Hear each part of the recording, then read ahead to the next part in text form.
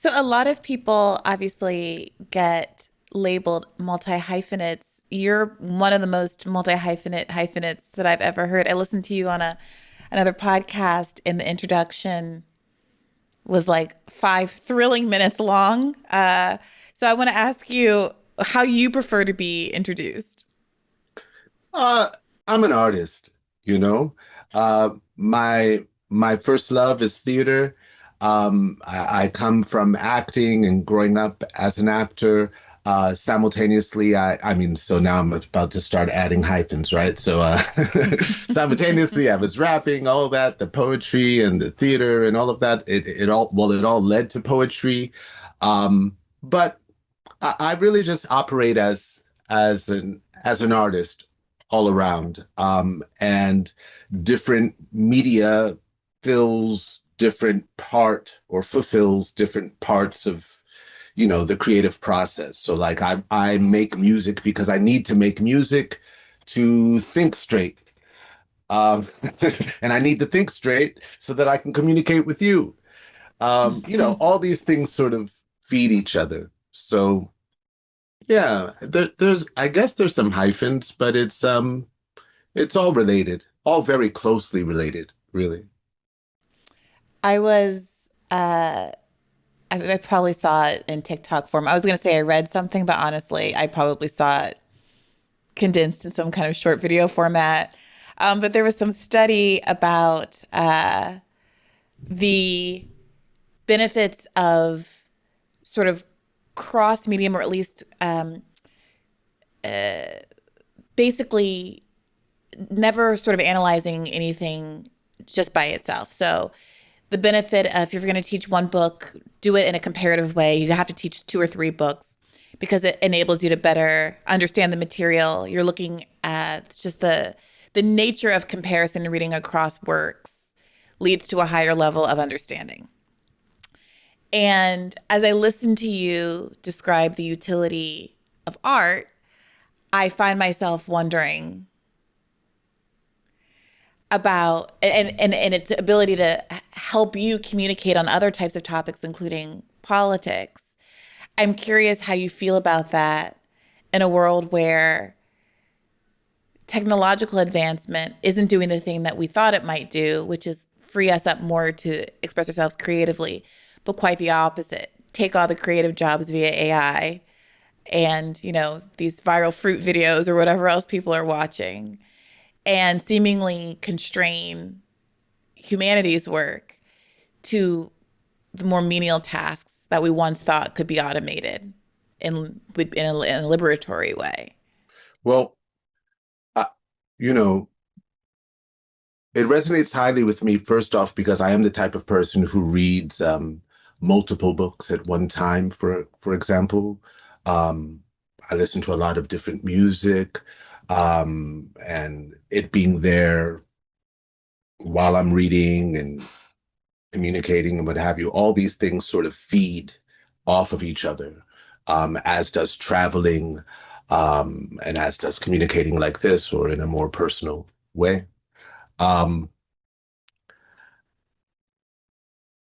you know, it's interesting to think about the fact that, I mean, yes, technology as we know it is evolving in a in a particular way, of course.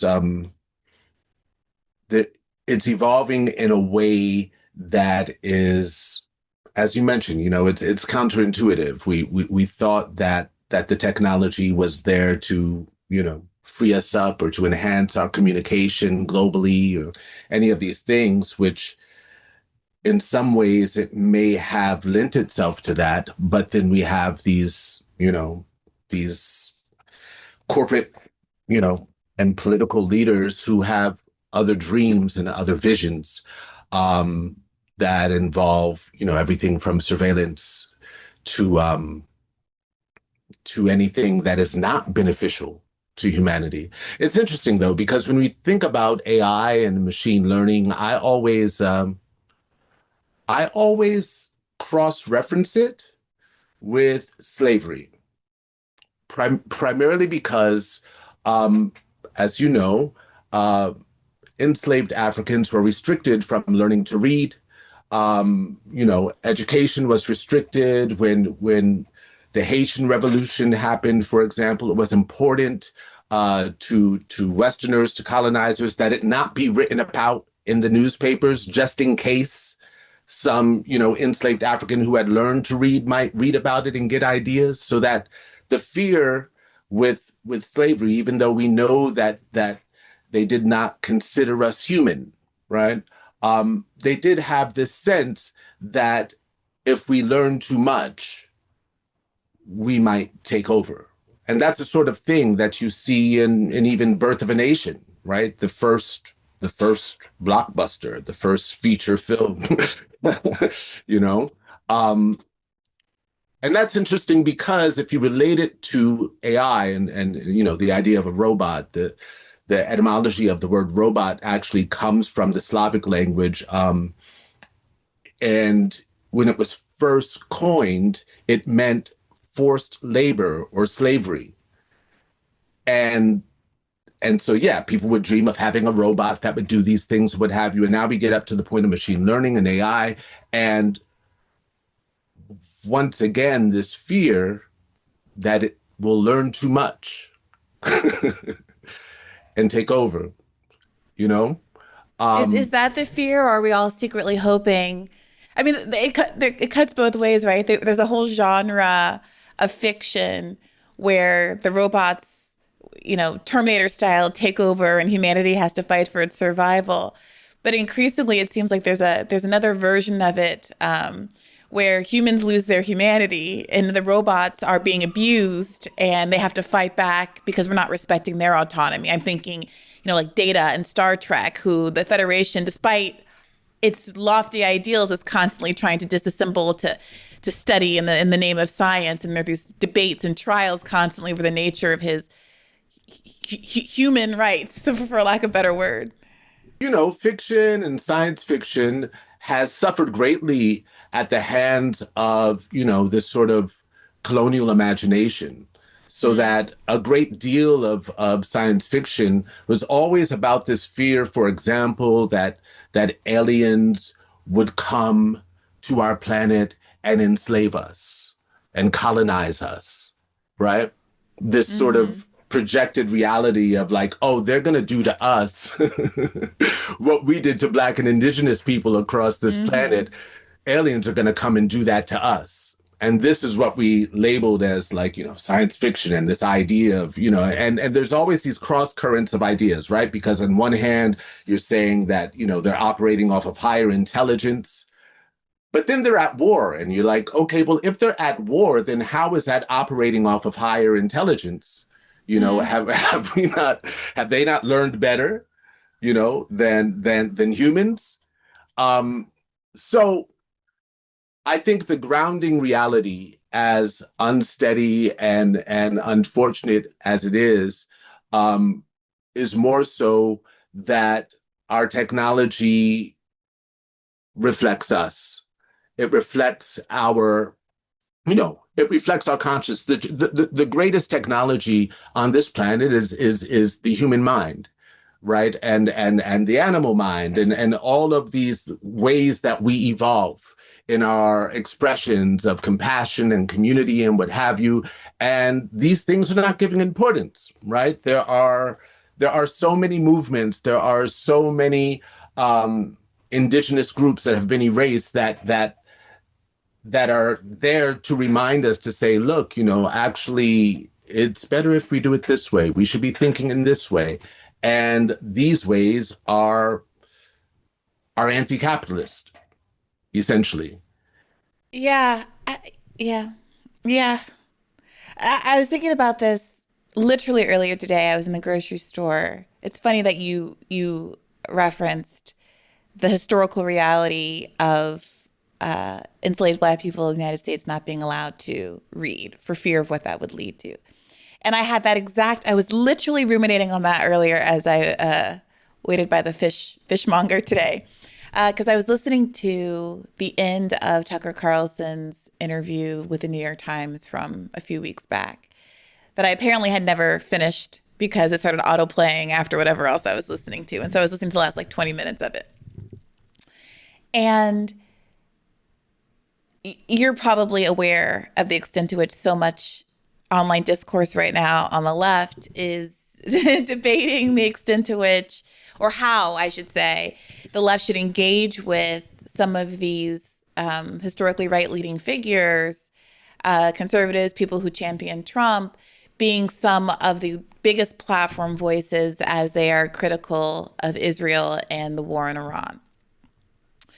And even certain other issues that are left coded. There was a clip going around today of Tucker Carlson criticizing the student loan status quo and the fact of student loan debt not being able to be discharged through bankruptcy.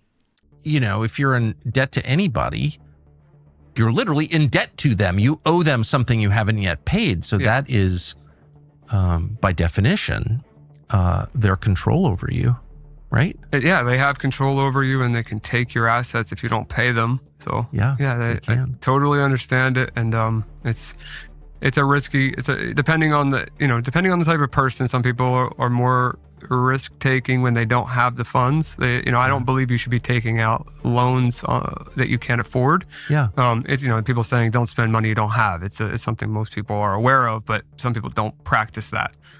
Yeah, I used to feel that way. Now I'm kind of like, I don't know. I think people should stop paying their credit cards. I know no one else agrees with me. And, you have a moral obligation. Really? Well, you have a moral obligation not to send credit card applications to kids in college. So this goes both ways. It's like just blaming the drug addict and never mentioning the dealer. Someone's selling the fentanyl, and that person is on the hook too. So that's how I feel. So like, is it a sin to rip off your drug dealer? I guess. It's not one I'm going to judge you for. Yeah, I think it's 100% agree with you there. Yeah.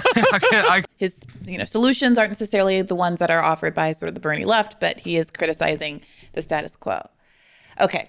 So I'm listening to this episode. I'm ruminating on what's been going on, how we should be engaging with this content, this debate as to whether or not we should be sort of credulous about them and whether that even matters if they have these platforms and they're saying these things. And from my perspective, the dissonance comes from having an understanding of who Tucker Carlson has been and what he has advocated for historically. And a big piece of this is about race and Black people in particular, and also the things that he said about Muslims. And in the context of the left, it is not always easy to talk about anti-Black racism in particular. Because of the way that liberals weaponized the specter of anti-Black racism on the left as a way to discredit economic populism, as necessarily opposed to racial equality, as a way to shore up a liberal political project that ultimately was economically conservative and push down and defeat a left populist project a la Bernie Sanders. Okay. That being said, I was listening to Tucker, very aware of the fact that any criticism that I make of him through a racial lens has to be so specific and narrow, because there are people on the right who obviously will dismiss it as a bad faith criticism and that I'm just another liberal doing identity politics.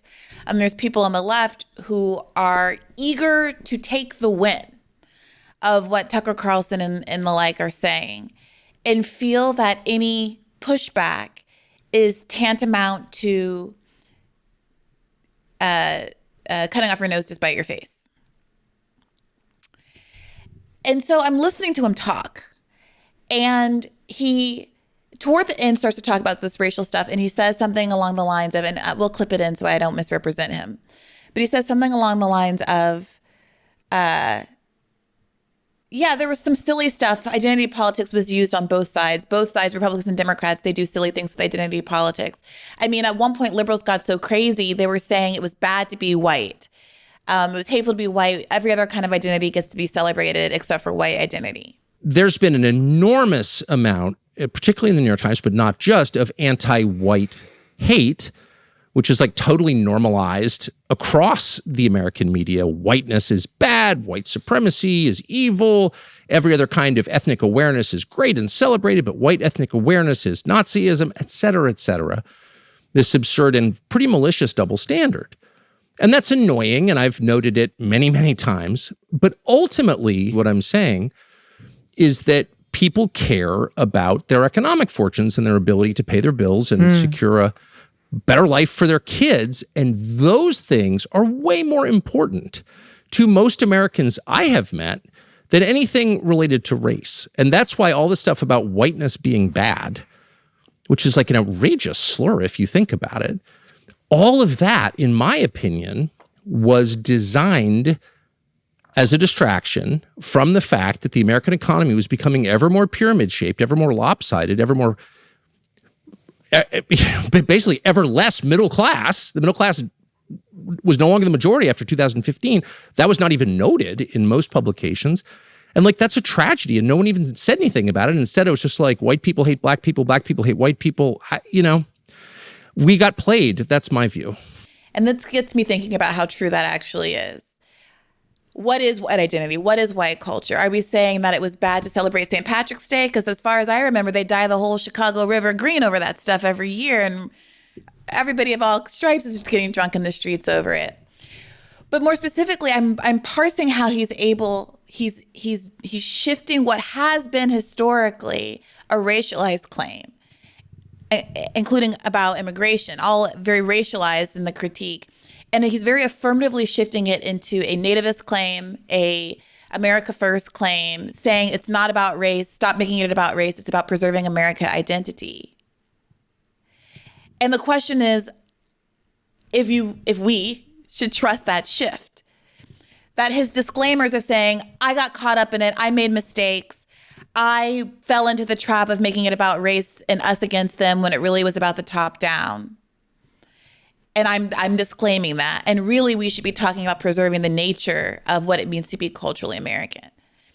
And I'm listening to this, and I'm thinking about what the mea culpa would mean for me as a Black American, for whom Tucker's legacy right up until just now,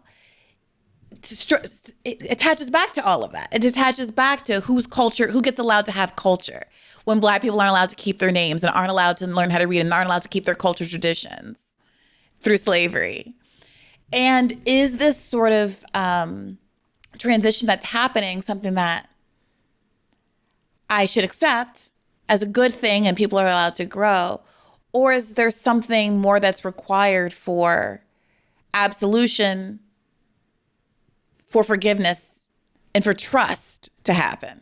Well, first, just let me be explicit in that I personally do not believe in the American project.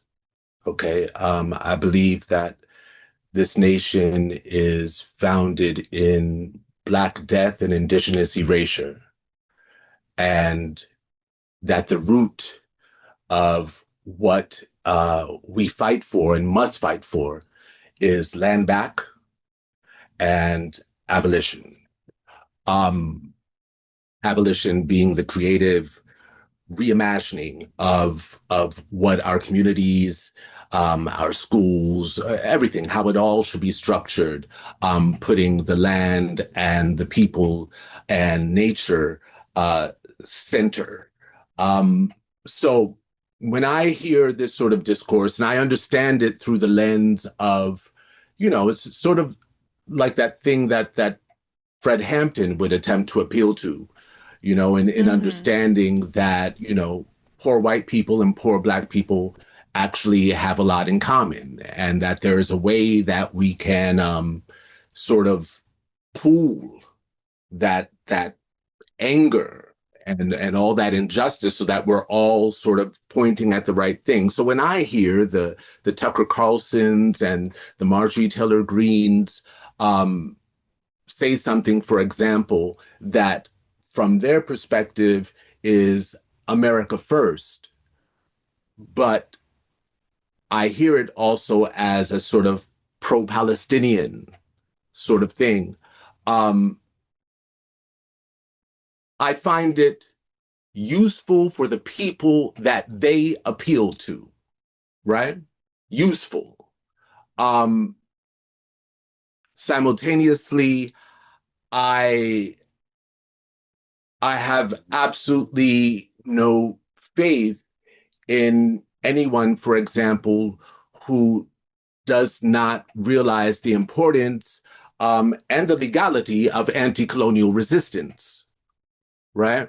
So that the way that it plays out, because yes, you know, someone like him is capable of giving a critique of society, of American society, in a way that may resonate with people who identify as being from the left and say, well, it's great that we're talking about student debt. It's great that we're talking about, you know, the way that you know, the financial system is set up to capture us. It's great that we're talking about, you know, anti-imperialism, but of course, under the gaze of America first. I was about to say, is he talking about anti-imperialism? Yeah, right. Of course, these are the ways that we process it. We go, well, that's great. That's useful for the people that he's appealing to.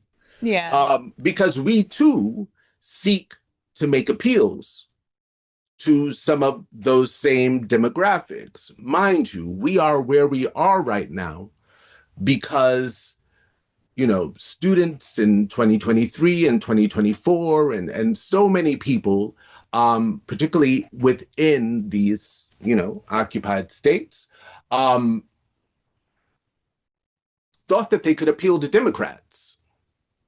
They thought that they could appeal to Democrats. If anyone can listen, it's, you know, the Biden administration, Kamala, all of this stuff. And they made very well-founded appeals to the Democratic elite to try to stop the genocide that we were seeing live streamed and still are seeing live streamed, you know, on our phones and what have you. And it became a mask-off moment, right? It became a mask-off moment when we realized that so many of the Democratic elite had been captured and that they were, in fact, holding on to white supremacist and American exceptionalist views that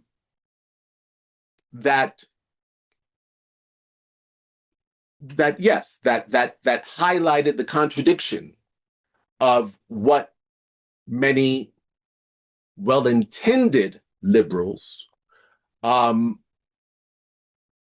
may have thought that they stood for. And that's a turning point, right? That's to me, before we even get to the Tucker Carlsons, right? That's the actual turning point.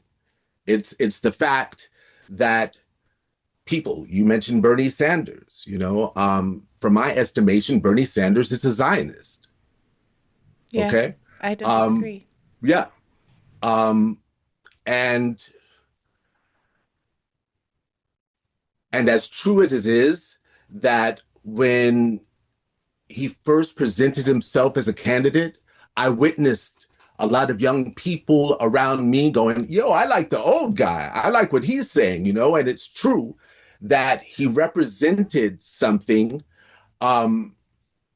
ideologically that we were like, yeah, that seems like common sense. That's what we should be fighting for. But then we have to question whether he himself is part of the, you know, the game of the controlled opposition, because at the end of the day, and yes, I know your background, and I know that you work. No.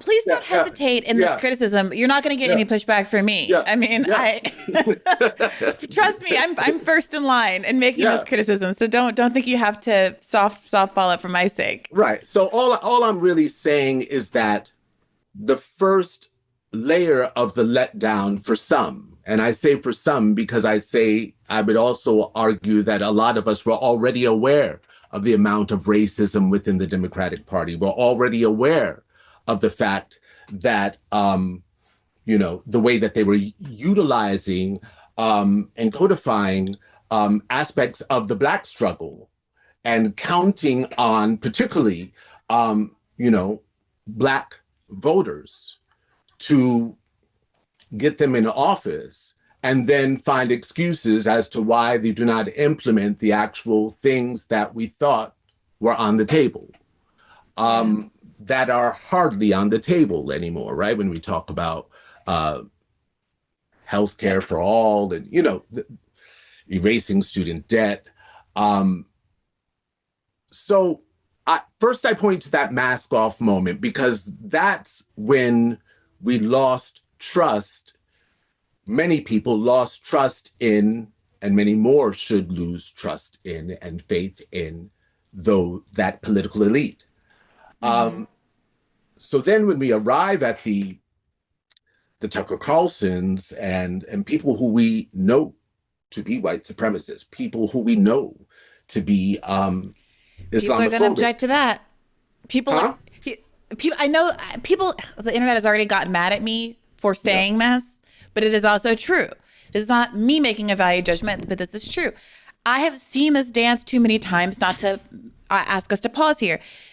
The burden of proof for what it means to be white supremacist is higher because it has been, that term has been used so broadly and in bad faith ways.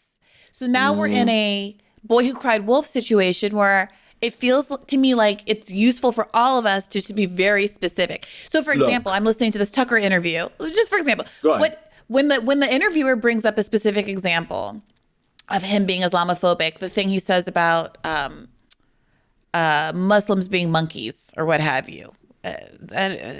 I should pull up the direct quote actually even here, because God knows. Let me type in Tucker Carlson, Muslims monkeys. What a world we live in that this is a thing that I have to do. Okay, Tucker Carlson called Iraqis primitive monkeys. Okay, Iraqis, excuse me, not Muslims, Iraqis. Okay. When the New York Times journalist who was interviewing him brings that up, his response to her is, when did I say that? And she said, I'm not sure. I think it was 2018. And he says, I did not say that in 2018. And she looks it up and she goes, oh, it was 2008.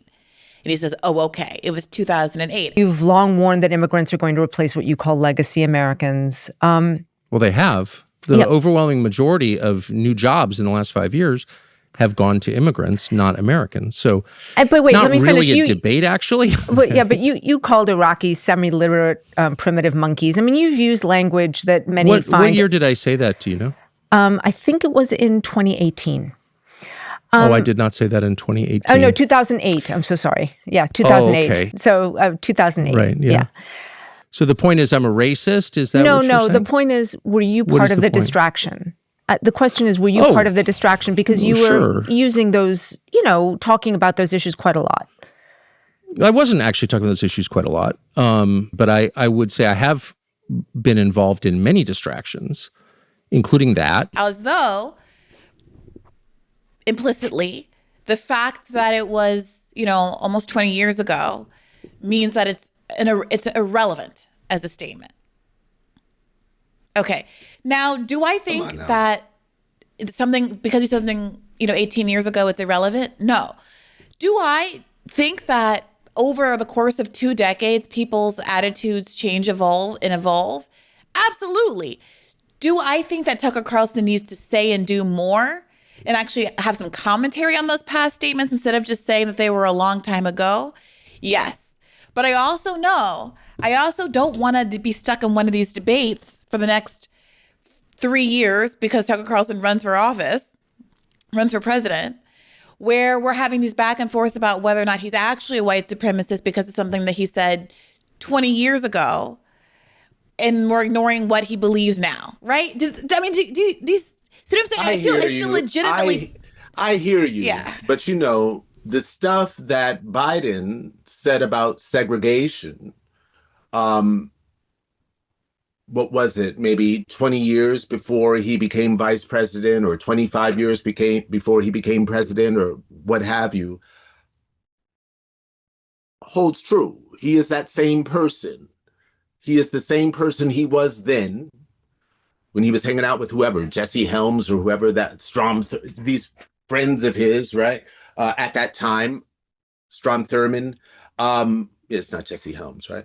I mean, he might have been hanging out with Jesse Helms too, but you may as well. But either way, the same thing. I mean, there's always room for growth. We can applaud growth, but I'm not about to applaud someone like Tucker Carlson who popularizes stuff like the Great White Replacement theory and all this shit. Like still argues about what you just said about white men being made to feel guilty or any of this shit. It's this stuff is ahistorical and it really doesn't deserve the debate. No, we cannot trust that. Yes, we can go. What he just said is useful for those people to hear that. They need to hear that. That's great. This might help us get closer to what we're fighting for. But this dude is not a warrior for what needs to happen on this land, right? From my estimation, Bernie Sanders example is interesting though, right? Because I will own my relative ignorance about Bernie's attitude or stance on Palestine and the two-state solution and all of that prior to October 7th. Right. Or at least prior to around, at some point after the campaign, around the end of the campaign. There were a couple of questions that came through about it during the campaign that I think first piqued my interest. I remember there was some a video of him being protested at a rally on this that percolated at some point through then. So don't quote me exactly on the timeline. But the point being that I was obviously willing to support and work for Bernie despite that.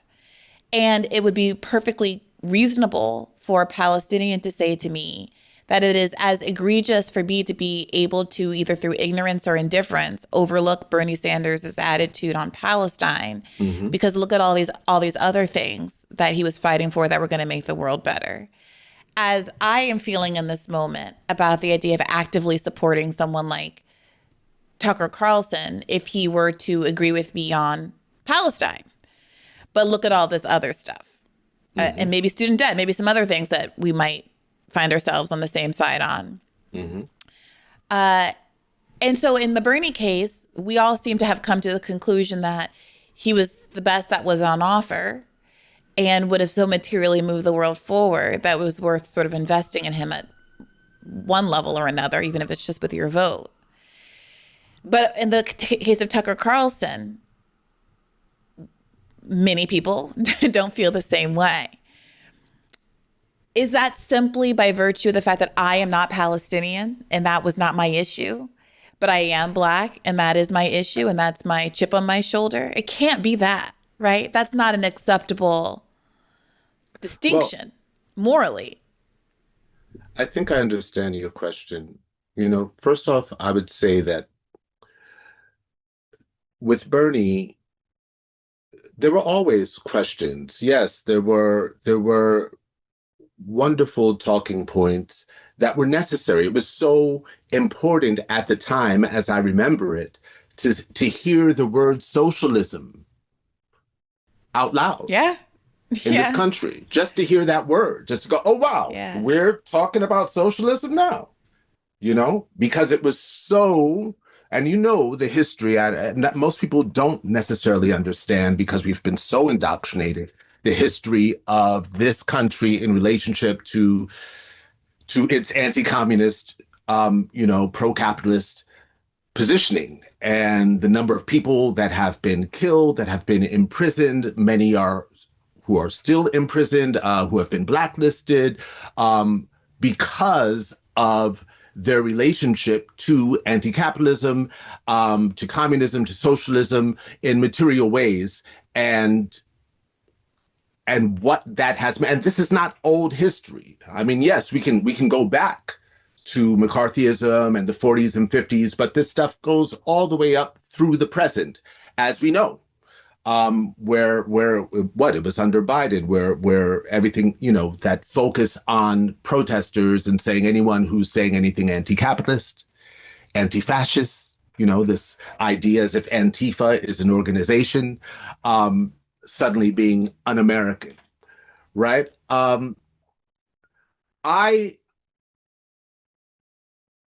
As a Black person, I'll never forget this with Bernie. and I'm going to get to the other side of this, but I'll never forget or forgive this moment. And it was during his debates where someone asked him, do you believe in reparations?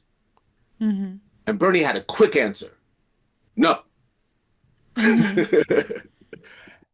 And I remember thinking, even from a candidate perspective, right? Of course, I wasn't a candidate, but I was like, that's so silly. You're talking about free healthcare, free education. You could just as easily say, yes, I want to provide free healthcare and free education as reparations.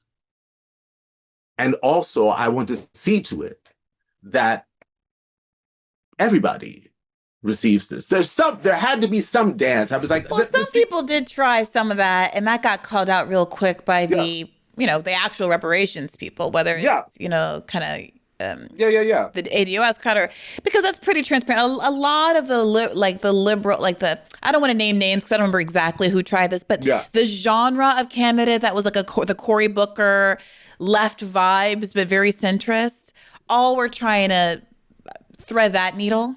Yeah. By basically saying all this other stuff is reparations, which is why a lot of the pro-Black groups and the pro-reparations groups were calling for, they had a word for it, tangibles. They wanted tangibles. Justifiably so. Specifically for Black people. For Black people. And I would say justifiably so, right? So pertaining to your question of, being, of course, my awareness on this planet and in this life is heightened by my experience as a Black person, right? It's through that gaze that allows me to have greater empathy and understanding, whether that's with Palestinians, whether that's with Cubans, with Venezuelans. I know what it is to suffer under state-sanctioned or systemic violence, right? I understand it. I understand it at its core. And it is through that experience that I'm able to apply it elsewhere. I'm not necessarily the most informed person in the world. And so we do also learn as we go, right? So the fact that you may not have been aware of some things when you were working with Bernie or what have you, and your awareness has grown, like, this is why I applaud you, right? I applaud you. Yeah, but even, let me not let myself off the hook. Would it have made a difference? Would knowing that have made me not support Bernie in 2016 and 2020? Well, that depends, right? Short of that depends, witnessing the genocide for the last 2.5 years, at that time, with my, I'm not just trying to I hear you, but prostrate myself. I hear you. Okay. But that's still an investment in the American project, right? And so I would like to think that our growth, coupled with a bit of courage as we go, might lead us to realize that what we're fighting for is not on the ballot. And thus, yes, we can play the lesser of two evils. Yes, we can dance with the possibility of hope. I side-eye hope because I think that hope is weaponized. I mean, Audre Lorde has a poem where she says, hope is counter-revolutionary. Pressure cooks. Pressure cooks. And the things that I see as necessary and possible is not even rooted in hope. It's rooted in an understanding that we are an evolving species, that our understanding, that our ability to apply what we learn and what we know, that it grows, and that there are forces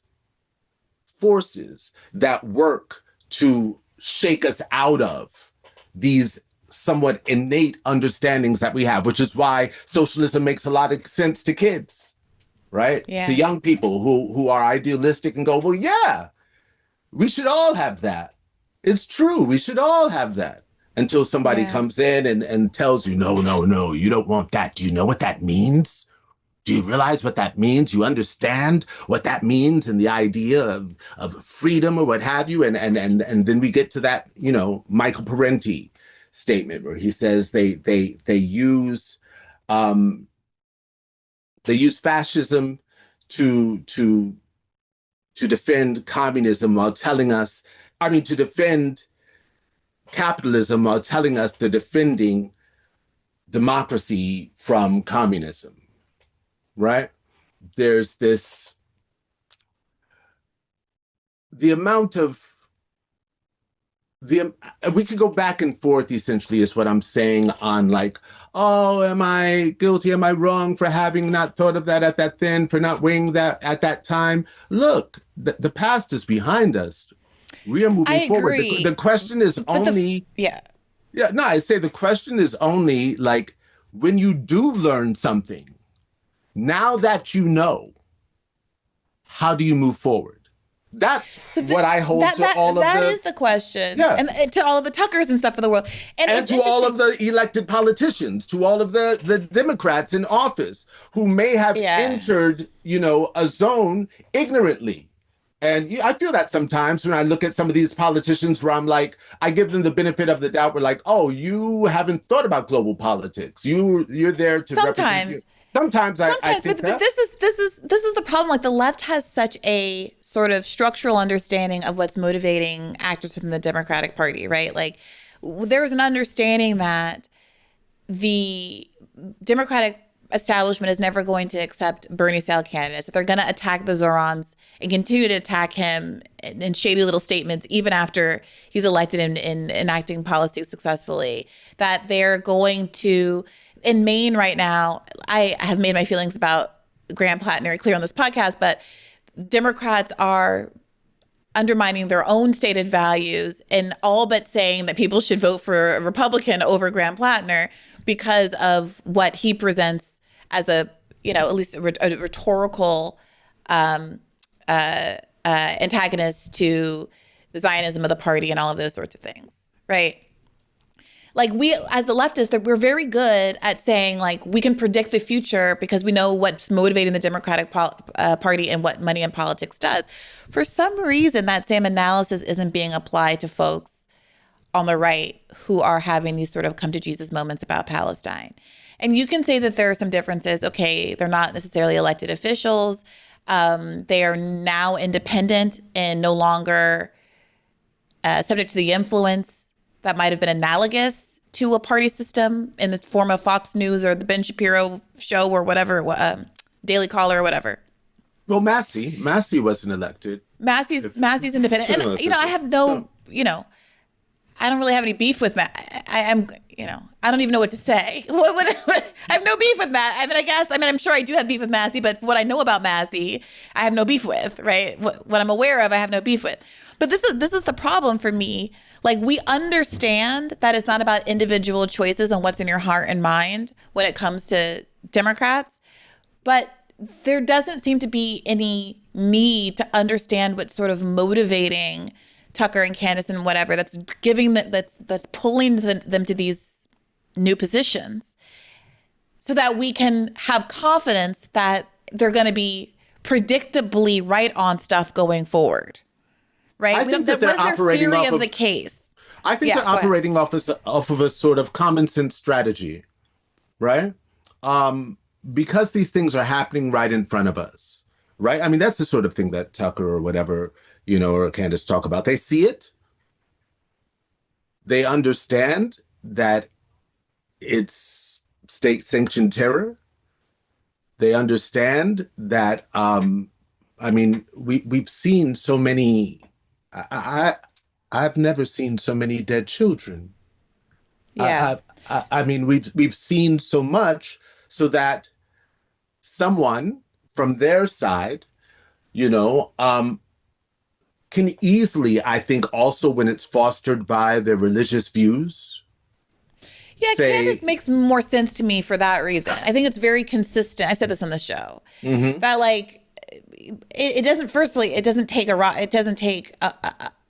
moral exemplar to condemn dead children, and certainly it's completely in line with at least a faithfully practiced Christian orientation to especially condemn that sort of murder of innocence. Like, okay, like it's not. So I find myself coming back to Tucker more so than Candace for that reason. Like, and I don't necessarily need to believe that Candace is sincere in this realm to know her theory of the case, because her theory of the case is like kids are bad. Killing kids is bad. Tucker, on the other hand, has this different kind of record, right? And in this New York Times interview, the interviewer says, look, you're telling me that there were these two events in your life that were the biggest events that ever happened for you in your lifetime politically. The war in Iraq and Donald Trump and this war in Iran. And you're saying that the war in Iran might be cataclysmic because it might lead to World War III and be the worst thing that's ever happened to humanity. But on both of those issues, you were on the wrong side. You supported the war in Iraq and you supported the election of Donald Trump. So why should people trust you in your assessments going forward? I'd say two of the most seminal events in your professional life were, one, the Iraq War, and two, the election of Donald Trump. That's the premise. You were for both of them. Now you say that they were both mistakes. So I guess why should anyone after that track record listen to you? Well, people probably won't, But has it caused some self-reflection about? Oh, has it caused it? Well, I admitted it. So of course it has caused a lot of self-reflection. And I wouldn't say, by the way, that the 2016 election of Donald Trump was a mistake. I didn't mean to suggest that. I was addressing this last year and like what happened to the campaign promises that a lot of us repeated enthusiastically and thought were real. But if you're saying that Donald Trump could lead this country to a nuclear war, which is essentially what you said could happen, then how could the 2016 election of Donald Trump not have been something that you regret? I mean, those two things, if I was going to vote for someone who might lead us to a nuclear holocaust, I would perhaps reconsider my vote. Well, I don't know if you remember well, but that year was a choice between the lady who killed Gaddafi for no reason and turned Libya into a gaping wound, which it remains, for no reason, and then laughed about it, and a guy who said the Iraq War was a mistake. So for me, that was not even a close call. Now, the journalist is a Zionist and is irritating and is not very likable in this interview. Yeah.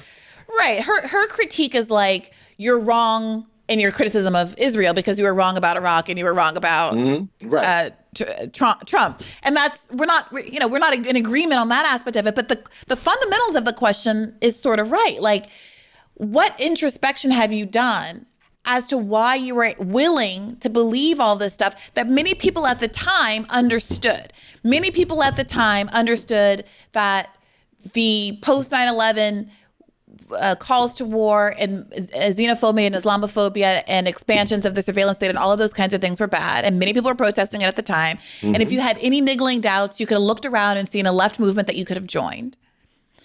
And everybody knew that Donald Trump was, lying about being an isolationist, and that once you're a part of the establishment, you go to war with Iran. That's what both parties always want to do, is go to war with Iran.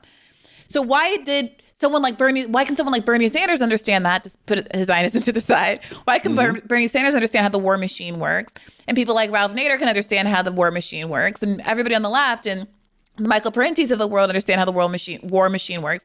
And you, an intelligent person who I genuinely believe is very intelligent, had these blinders on where you've only had these late in life revelations at that also happen to be timed with your prior political project being very unpopular. I think that's the question that has to be. That's because his choices are careerist. His choices are careerist. You're right. He's smart, so to speak, but he's an American exceptionalist. And that's one thing that has not changed, is at his core. He has this sense of like, I want to see the American project win. I don't want to see the dollar, diminish. I want to see America be the best country in the world. That hasn't changed. Yeah, he says that in this interview about immigration. He's like, I stand by my position on immigration, especially because of automation. American jobs, the only American job growth is happening in sectors that are dominated by recent immigrants. We have to close the borders, not because of any racial purity standards, but because we are in a jobs crisis and it is irresponsible to let anybody else in. That's a line that he maintains in this interview. Mm-hmm. Yeah. Look, you keep asking, should we trust? The answer is no. Hell no. Maybe that's not the right question. I don't know. Maybe I shouldn't be because asking, should we trust? Because it's certainly not a matter of trust. The answer is no. The answer is no. Yeah, I think that's can we utilize some of those arguments to take can we heighten the contradiction, right? Can we use it to point out, look, even you can get that. But we have further to go with that guy and any of them in getting to the real issues at hand, at the root of this society.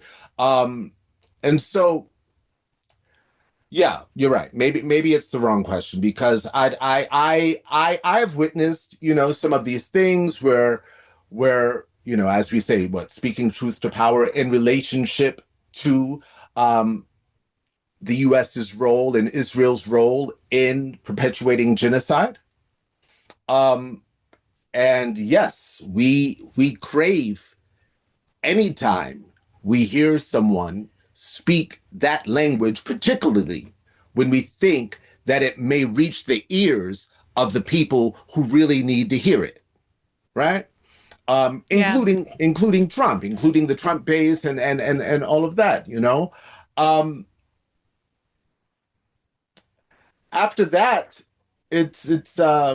I think it's a futile attempt to go into trying to demystify who these people are, because it's clear, and from my perspective, it's clear who they are. Like that I do think, yes, that we can use that America First perspective in those people who hold it to try to lessen the harm that the U.S. does outside of its borders. But I'm also aware of I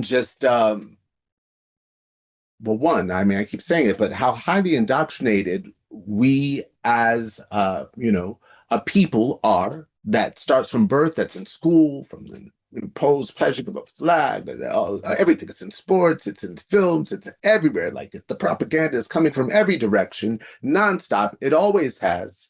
So that the amount of unlearning you have to do to even get to the so-called right question is crazy. And the way in which our communities have been kind of fractioned through time, and all of the infighting that we see, and then the distractions and all of this stuff all working against us. Now you sound like Tucker. that was the theme of this podcast, right? The theme of his remarks were, they've been trying to divide us up. Look, I have the temptation to slip into Bernie voice when I say they want to divide us up and have us fighting amongst ourselves, but it's really top down, not left, right?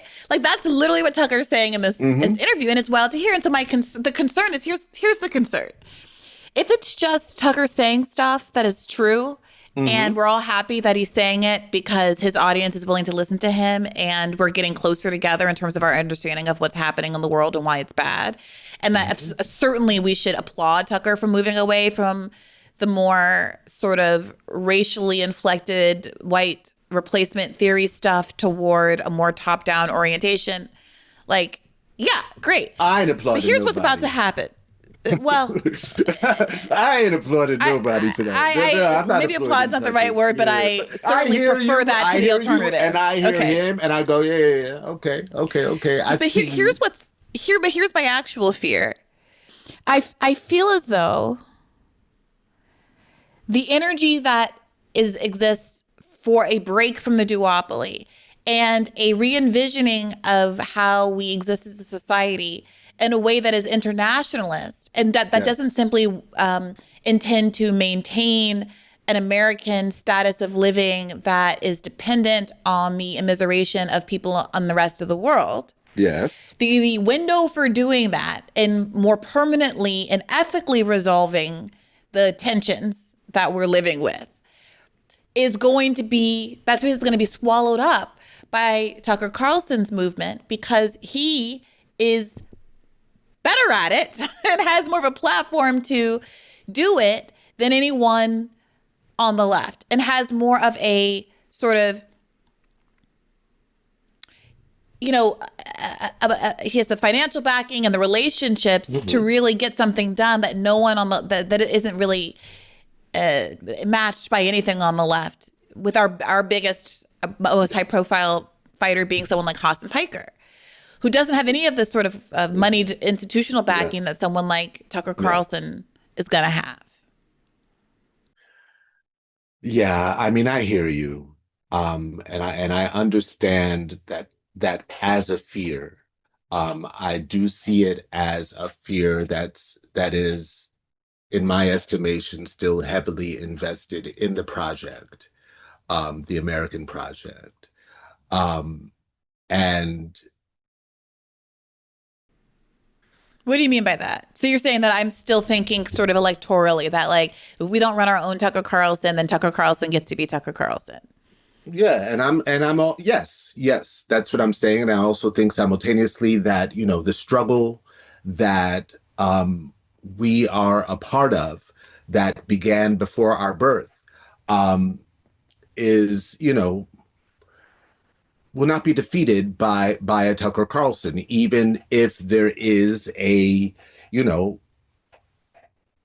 if this conception of these occupied states must live to its furthest, sort of point of like, okay, you have 2 Trump terms, you have a genocidal Biden, and if it leads to that going there next, like, I hear you. I can understand the desire for reprieve and to say, but I don't know where your faith would come from, because looking at, the so-called, there is no oppositional party. I, like you, would like to see a third party rise. I could get a little excited. I could foster a little bit of excitement about that. But, you reference someone like Hassan Piker, who is, I don't know much about Hassan. I don't watch his streams. I don't know much about him. I see him when clips pass by, but I don't know much about him. But I do see him recently with these Democratic, candidates and a sort of, leaning towards pushing or doing whatever to the party. The party is not responsive. The party leadership, the party's, corporate donors and what have you, they are not responsive. It ain't happening. I agree. But put Hassan's political project to the side, though. My concern is less, wanting Hassan Piker's politics to succeed, and more wanting there to be a genuine break, like a genuinely.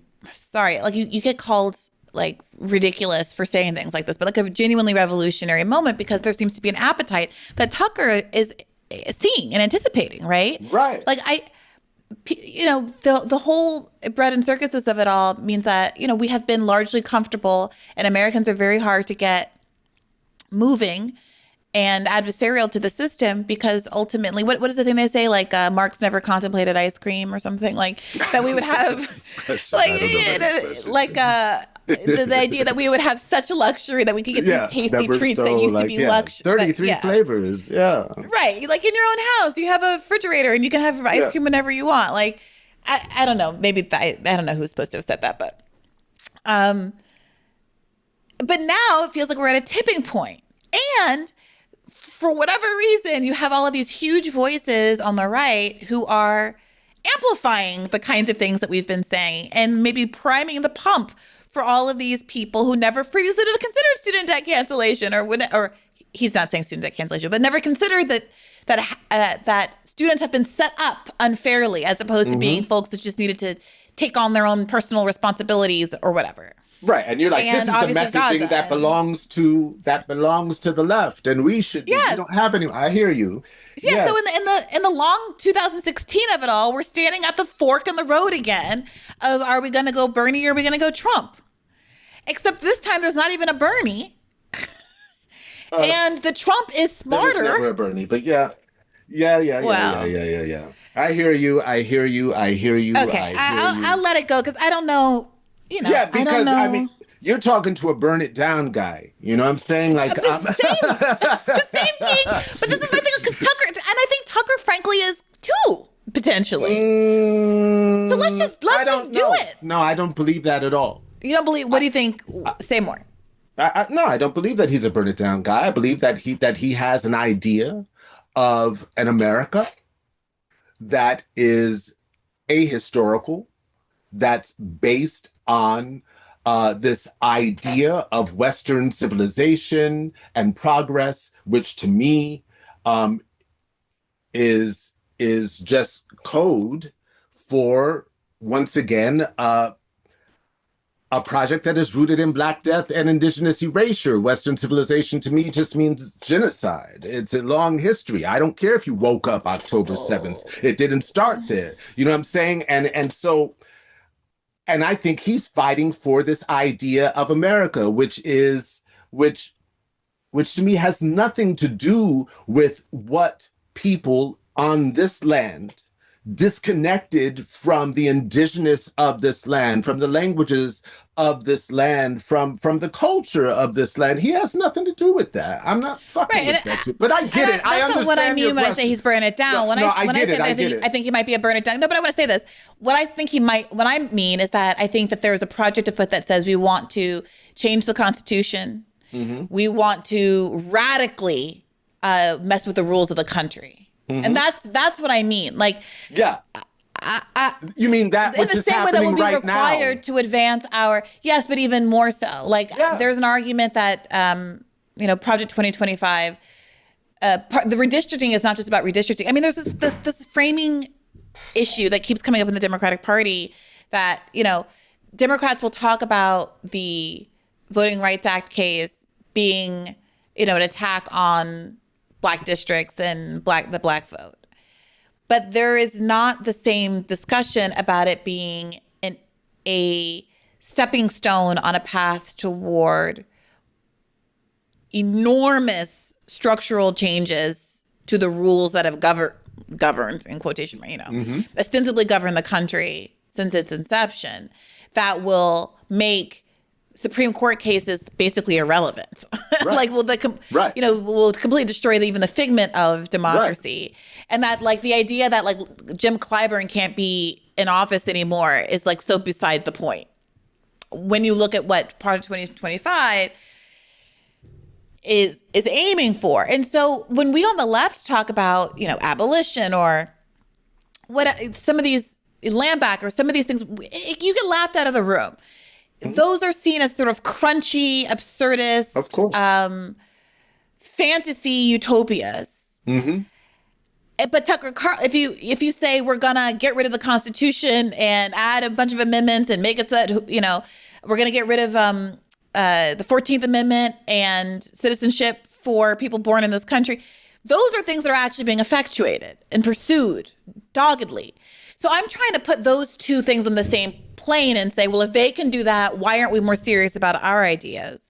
And who can be someone who is taking the energy of the moment and funneling it toward those ideas, as opposed to where I think you and I both agree the conservative project is ultimately going to go. Mm-hmm. Yes. I'm concerned about what happens if nothing fills the void. Not because I want there to be like, Bernie Sanders part 2, but because I'm worried that in a void where there's not even that gravitational pull back to the left, when it becomes the case, whatever you think of how credible and in good faith the criticisms of Israel and whatnot that Tucker Carlson and co are making, we all know that that's just a narrow slice of their project. And what else is going to get clearly, because everything that's true about Israel is true about this country as well. So, I mean, I do think that you are correct or that others are correct in the assessment that yes, the striking down of the Voting Rights Act is not simply about Black candidates, losing their positioning. That it's all part of a larger movement and planning. That is correct. And I understand the fear of as you say, Tucker bringing in people that we might be able to reach you refer to it as the left, and he's reaching them and pulling them in as opposed to us, and it makes what we're fighting for less tangible. And where are those candidates, and where is even the party that could support those candidates? Because it's not even a question of those candidates, right? It's really, I mean, like, we talked about Bernie, but at the end of the day, the issue with Bernie was the Democratic Party, right? 100%. You know the story. You've told 100%, which is why I say that my project and Hassan Piker's project are a little bit different. I think he's much more credible. He's credulous. He believes much more in the ability to reform. Yeah, and so the party.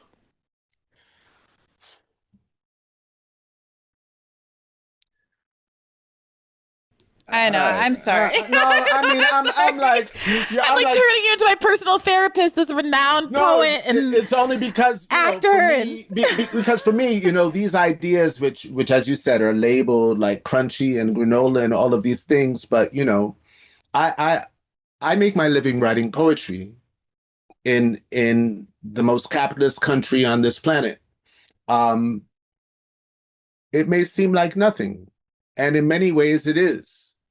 But the one thing that it affords me is this sort of detachment from a realm of expectation in regards to what is and isn't possible.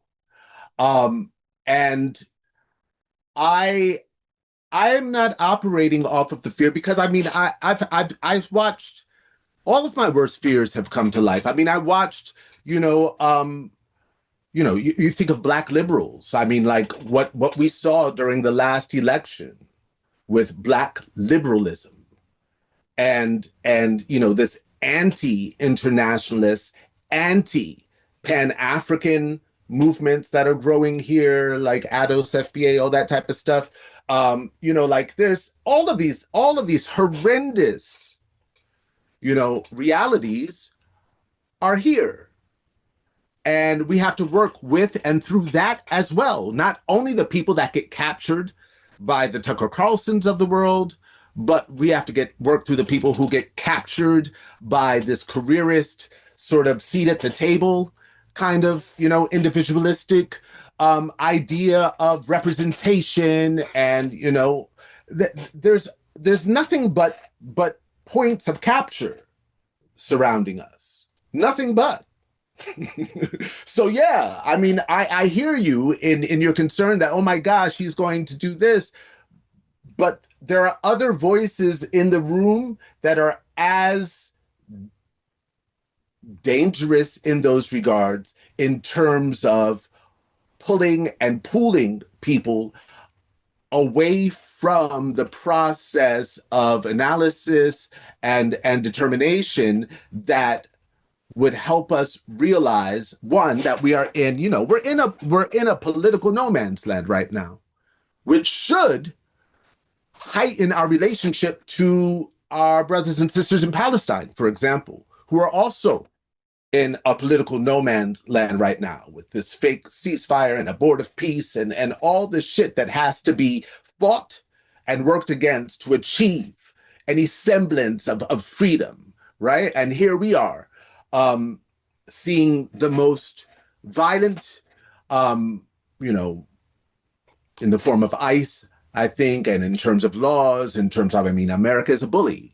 America is a bully, right? I'm thinking about the reinstatement of sanctions against ICC judges, against Francesca Albanese, all of these ways in which the American project, as we see it, is so deeply invested in injustice. So deeply invested in injustice, you name it. And what's interesting to me also is that, like when I think about Iran, when I think about Venezuela, when I think about Cuba, when I think about Palestine, I go, oh, it's interesting because, if you look it up, all of those countries have higher literacy rates than we do, in double digits. They all have higher literacy rates, meaning that they see how propagandized we are more than we see it in ourselves, right? And the way that if I look at the most pressing issues on the table, I cannot believe the way that the news have moved past what happened in that mosque in San Diego last week, for example. Well, the real issue is that hypothetically, a synagogue down the street could have been a target, and therefore they need more security. So that bill they were trying to pass, I don't know what the status of it is, but that was basically $1 billion in funding for security for synagogues in response to that. In response to that, so that the level of, and I'm sure that there were a lot of Democrats behind that bill. Mm-hmm.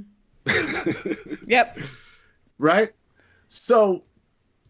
Yeah, it's called let me just be specific. It's a comprehensive bipartisan bill to fight anti-Semitism, sponsored by James Lankford, Republican from Oklahoma, and Jackie Rosen, Democrat, Nevada, called the Jewish American Security Act. Right. I would say that, when you think about that fear that you have of oh my gosh, he's going to appeal to, and we're going to lose this window of opportunity. We're not going to lose that window. It's not a window, it's the world. And in fact, if he does a little bit because what he's doing is he's helping to fracture the right? He's helping to in that question of the alignment of the, even that is complicated, right? Right, yes, it's very and no. complicated. Is he fracturing the right, or is there an understanding that he sees that there's an irredeemable, a party that cannot be resuscitated. Mm-hmm. And so something needs to be cleaved off. You can't save the dead leg. And that if we want to survive, we just got to cut off the dead legs so the rest of us can survive. And he's turning a new path for conservatism in MAGA that is still credible because he's carved out the literal Trump of it. Said, he served his purpose. They don't regret voting for him, but he didn't fulfill his promises. He's captured by Israel. He's got the Israel brain worms. It's not his fault. He's been, his handlers have gotten him. We love Trump, but his handlers got him, and that's which means that he may be the perfect candidate. Which means that he may be the perfect candidate if he steps into that position, and that there is no opposition because the Democrats are too spineless to take even the positions that he has taken in relationship to war, in relationship to Israel. I get it, of course, and that may very well be the course of this society because, yes, the way in which this system is shaped against us has not left room for the world that we imagine and the world that we are fighting for to arrive via some individual candidate that arises and suddenly, oh my gosh, this is great. And yes, there are the Zoran Mamdanis and the people who find a way to, well, I mean, it's even that is complicated, right? Because, you know, nothing, we can't talk about anything in relationship to American politics right now if we're not, you know, talking about Palestine, right? And the way in which Palestine has helped reveal and helped determine, helped shape, in the case of Zoran Mamdani, helped elect, you know, this wishful possibility of where we could, and I say that with all of the contradictions that someone like him has been, you know, faced with, and that and you know, we see these fucking I'm sorry, but these go for it. no, these repudiations, like, oh my god, oh, it's horrible what's happened and so and so, and it's like, dude, why do you even have to talk about that, or any of these people? The protest of the synagogue in the back and the floor. All of this stuff, not firing Tish, like all of this stuff, all of this walking back of some of the Black Lives Matter stuff. All of this stuff is just it's I can't call it disappointing because I'm not invested in the project. I don't believe. I don't believe but what are we getting to? Like, this is my struggle. Like people, like I just had this conversation with Natalie Wynn / ContraPoints that went, you know, sort of everywhere, and she was sort of, I think, exemplified a sort of liberal worldview on all of this stuff. She really likes Zoran. Mm-hmm. But doesn't describe herself as a socialist. You know, my sort of cynical read on a lot of this is that, like, people are not, they only want a winner. And a lot of people didn't like Zoran until he was already winning. And again, I don't say this to take anything away from his political talent, but, like, I don't think Zoran wins if Andrew Cuomo isn't, like, a generationally evil person that even the centrist, like, Pod Save guys would have a hard time defending. And if we didn't have a ranked choice voting system in New York where there was none of the spoiler fear. And so that only in that context can you get a Stop Cuomo campaign going. And that's what Zoran's campaign started as, because people didn't know his name. It was a Stop Cuomo campaign. And I think we've really memory holed that. And what has happened is that the existence of Zoran has made some parts of the left, you know, maybe the more hopeful part of the left that I was alluding to earlier, that might be exemplified by maybe a Hassan Piker, although he seems to be moving somewhat. And, you know, maybe, you know, the electoral left, let's just say. Okay. Jacobin, you know, maybe. Is that there is a, that the fact of Zoran's win is like proof of something that only happened in very niche context, right?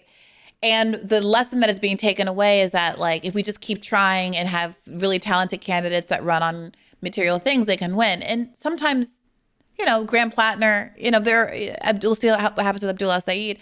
It's not untrue that sometimes progressives can win across the country. But then we see someone like Massey get booted out of Congress. And we saw what happened to Cori Bush, and we saw what happened to Jamal Bowman.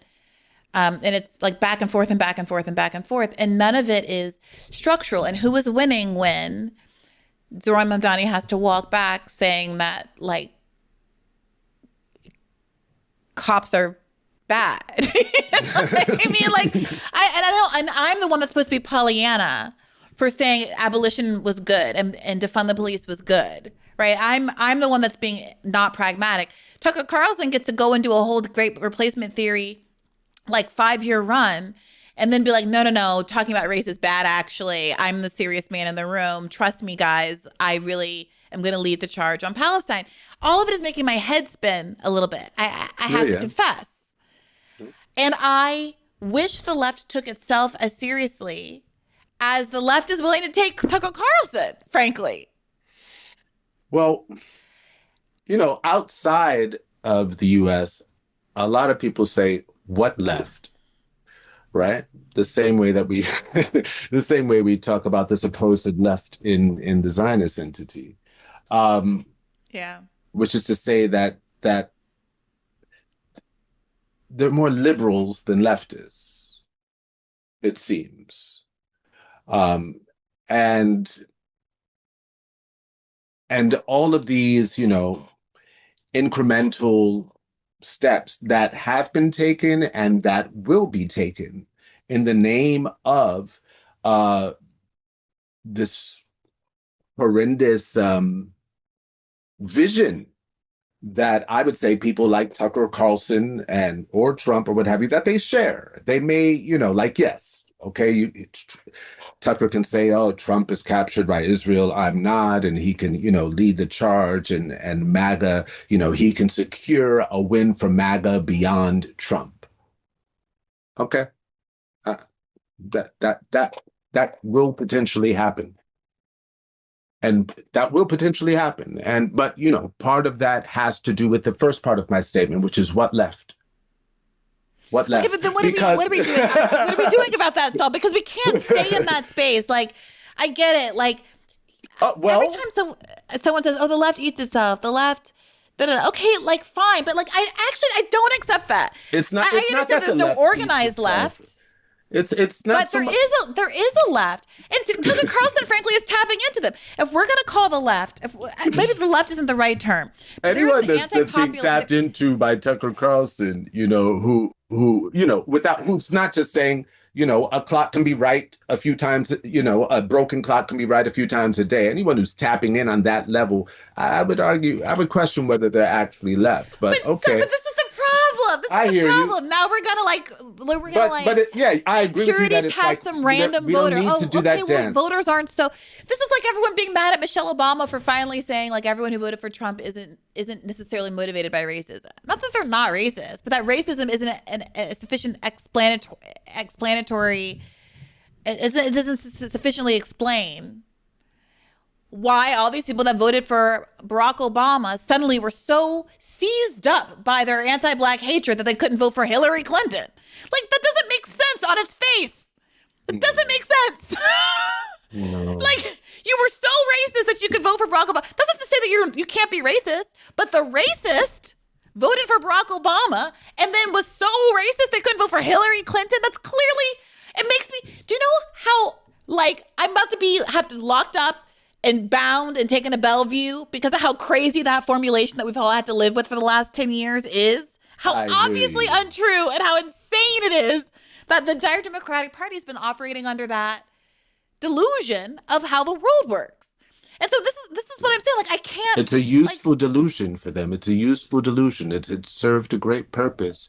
But now it's all falling away. So much so that even Michelle Robinson, LaVon Robinson Obama is sitting up on a podcast saying, even I don't think it's true that racism is the answer. So, like, I want to come back to this thing that you said. I think it was very important and useful, and then I'll let you go, about art and what the power of art is to allow you to occupy this space where you believe in some potential, even though we are clearly sort of despairing about the tools at our disposal in the moment. I talk a lot about Star Trek.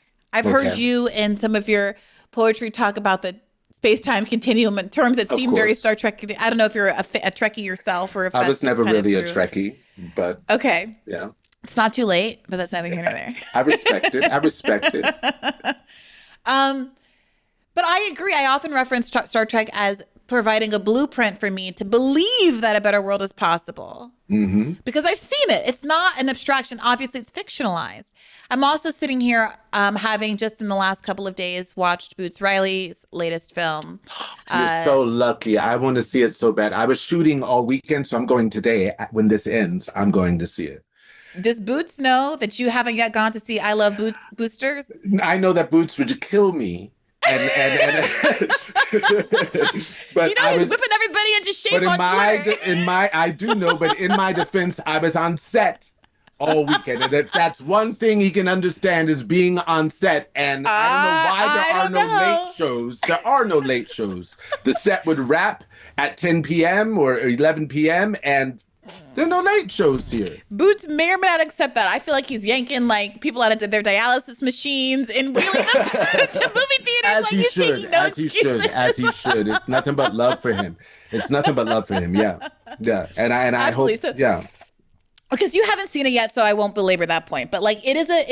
If you've seen Sorry to Bother You or I'm a Virgo or any of his other work, you know that it's very explicitly pro-labor, anti-capitalist film. This is not like reading between the lines. This is like you have characters explaining dialectical materialism with wigs, you know, like on screen at length over the course of like a 5-minute scene, right? Yes. Okay.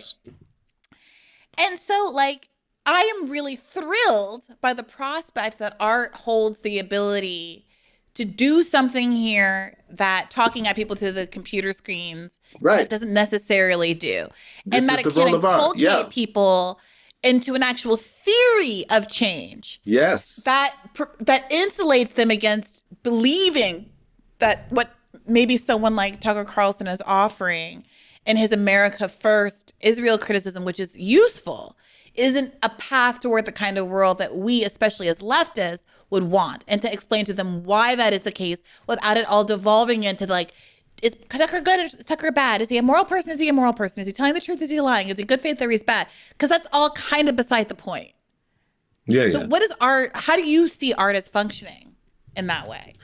Well, I believe that art plays an enormous role, and will play an enormous role in transforming society. I believe that art, or I understand rather than believe, that art has the capacity to heal, to educate, and also to kind of, I'm thinking of music, of making us move in ways that we have not imagined, thus making us think in ways we have not imagined. Art holds so much potential.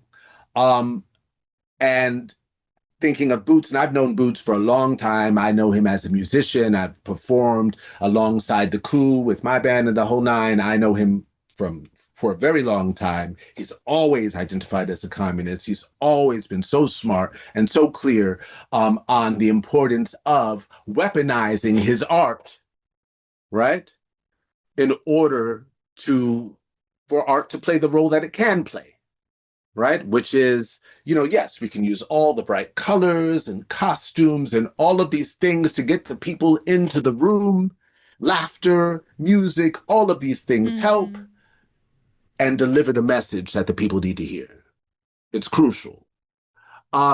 So, and even there, we have to be clear that even in the realm of art, because art is oftentimes used as propaganda by the state.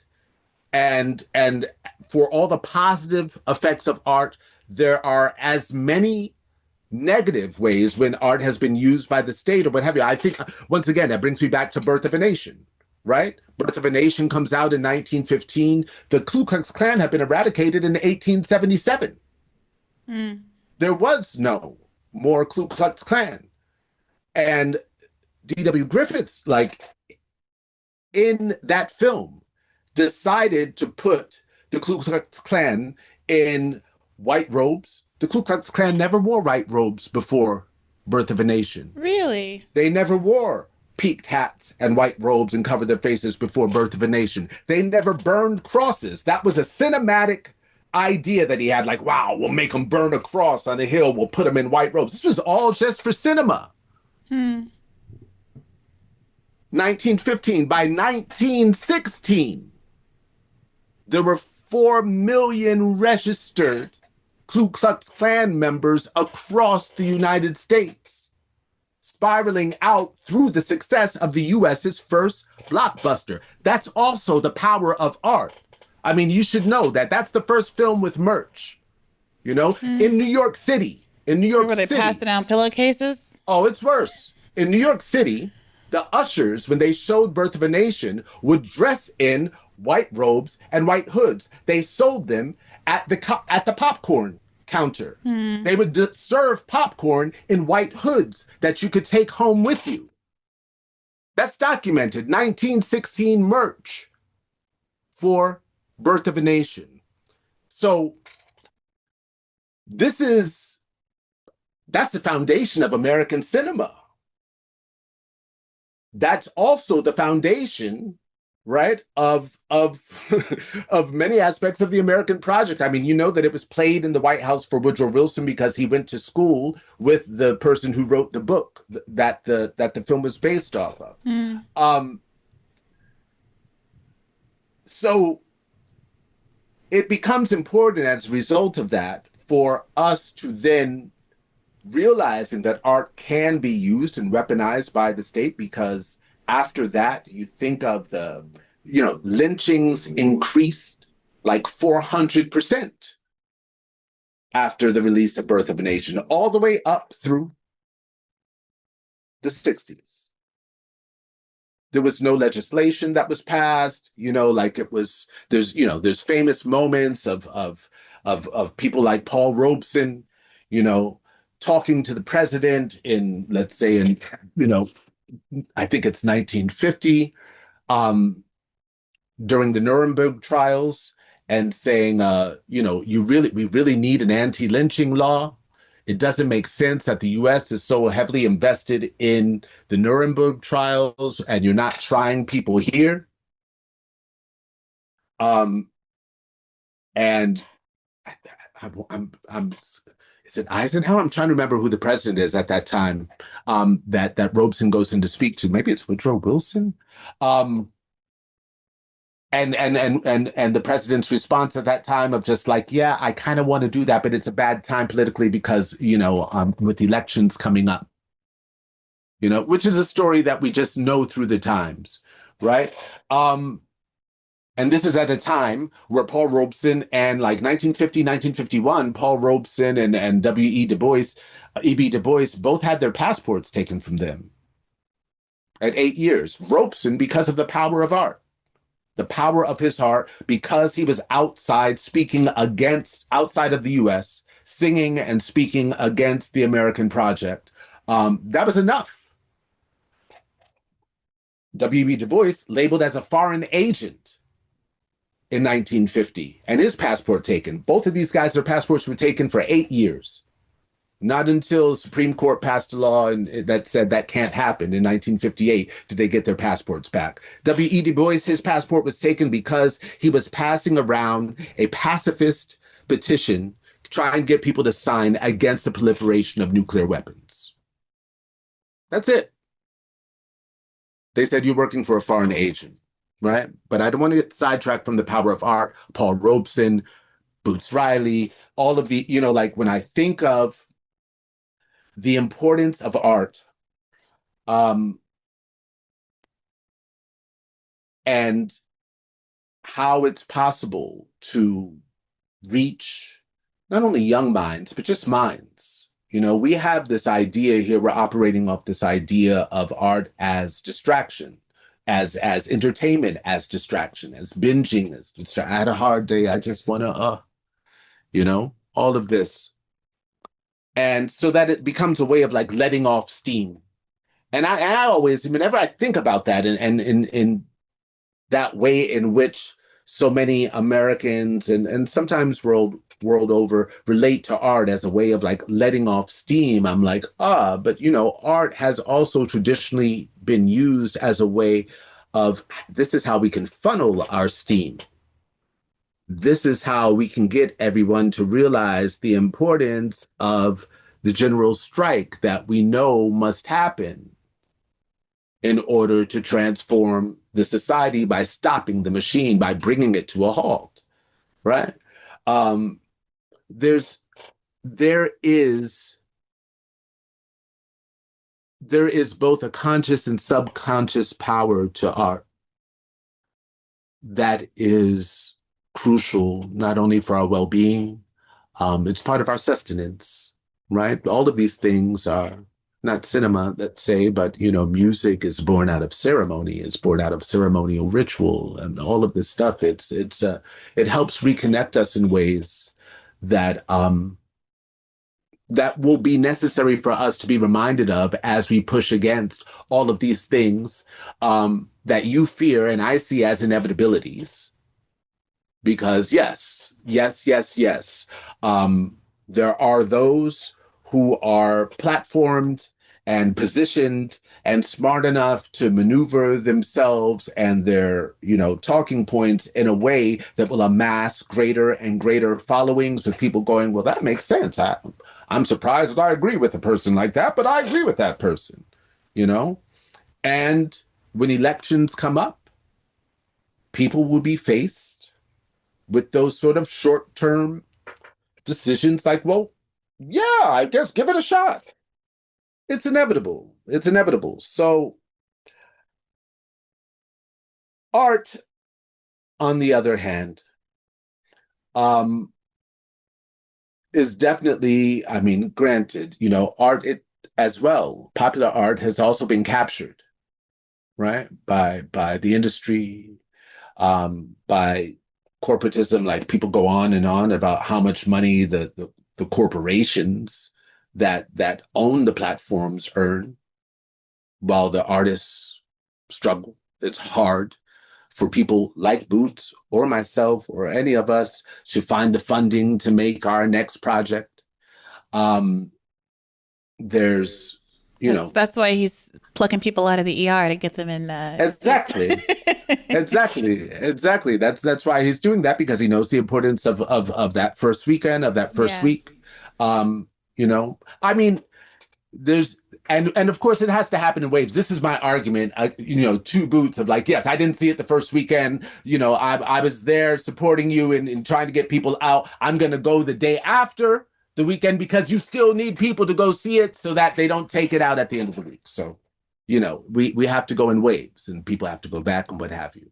But yeah, the role of art and the role of the artist has kind of remained the same in the sense of responding to the times, what have you.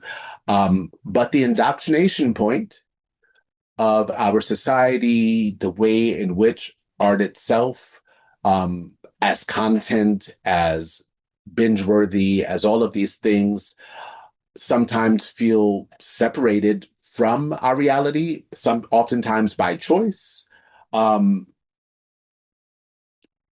These are all things, these are the things that worry me. The way that you're there worried about the Tucker Carlson, I go, oh, this fool just released more music and all these people are, and like we were doing good.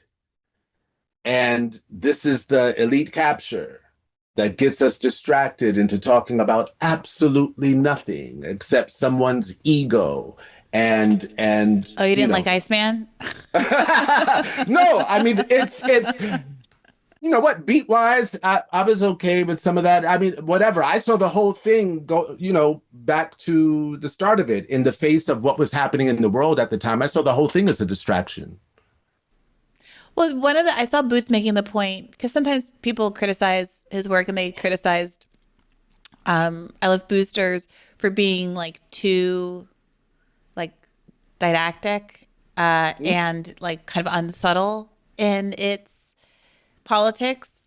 Yeah. And Boots, I saw online making the case, I think he used to editorial cartoon to make the case that the CIA, part of their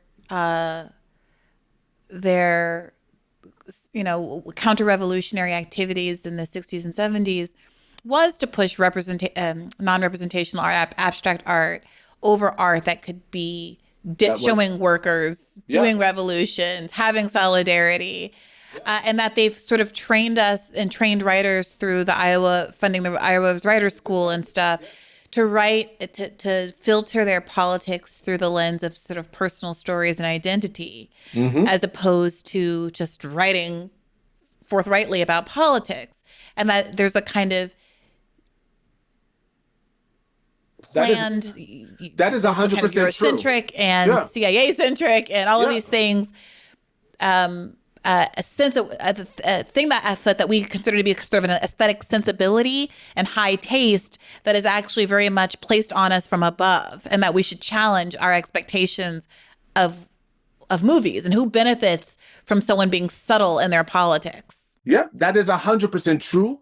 what happened with the Iowa Writers Project, how that filtered out to anything from the New Yorker, the New York Times, the Paris Journal, and the idea of that, and also to galleries and museums. There are so many artists that the U.S. government, the CIA, propped up for this idea of abstraction being the highest. They were trying to create what would be the American footprint in global arts. And at the same time, they were trying to push anti-communism. So for writers, that meant that anything that was populist, anything that was talking about the rights of workers, anything that was anti-capitalist, that style of writing, they would say, oh, it's too dogmatic. That's not good writing. Right? Yes. And so, yes, it comes from the top down. It's not true that it's not good writing. It is true that the people who learned that that's not good writing learned of that from people whose intentions were actually to keep you as far away from that type of thinking as possible. That type of thinking being anti-capitalist, anti-fascist, pro-socialist, pro-communist, anarchist thinking. So yes, they have been so, and if you follow that idea through, that means that in many ways, the right has always been many steps ahead. They've always. So the same. Yeah, they're doing like capture, Passion of the Christ. Yeah. So the same type of capture you worry about now. So Ben Shapiro's doing Snow White. With an H, white. But all of these things, yes, they are, rudimentary points of indoctrination for growing artists and what have you. And we do have to think beyond these points. And yes, somewhat we're used to politics being blatant when it is pro-capitalist, when it's about a bank robbery or any of that sort of thing. We're only question like the artistic merit of that, because we've been trained otherwise. And yes, the CIA did have its hand in that. Boots is 100% correct in that. And so, and then for the other critics of like who don't like that, there's 100 artists. That's not, we don't sit around to talk about one artist. Right. Maybe it's not a given that someone's aesthetic appeal is what resonates with you.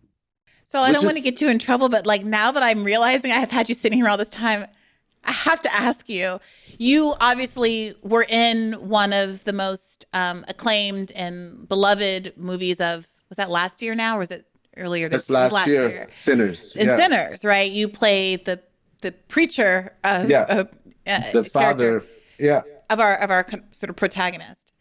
Which was, by the way, I had just met you like a few months earlier. And it was such a delightful surprise to see you on the screen. The movie that it was sort of pitted against in conversation, maybe unfairly, but it seemed to have a very different sort of political valence, was Paul Thomas Anderson's. Oh, no. Don't get me started.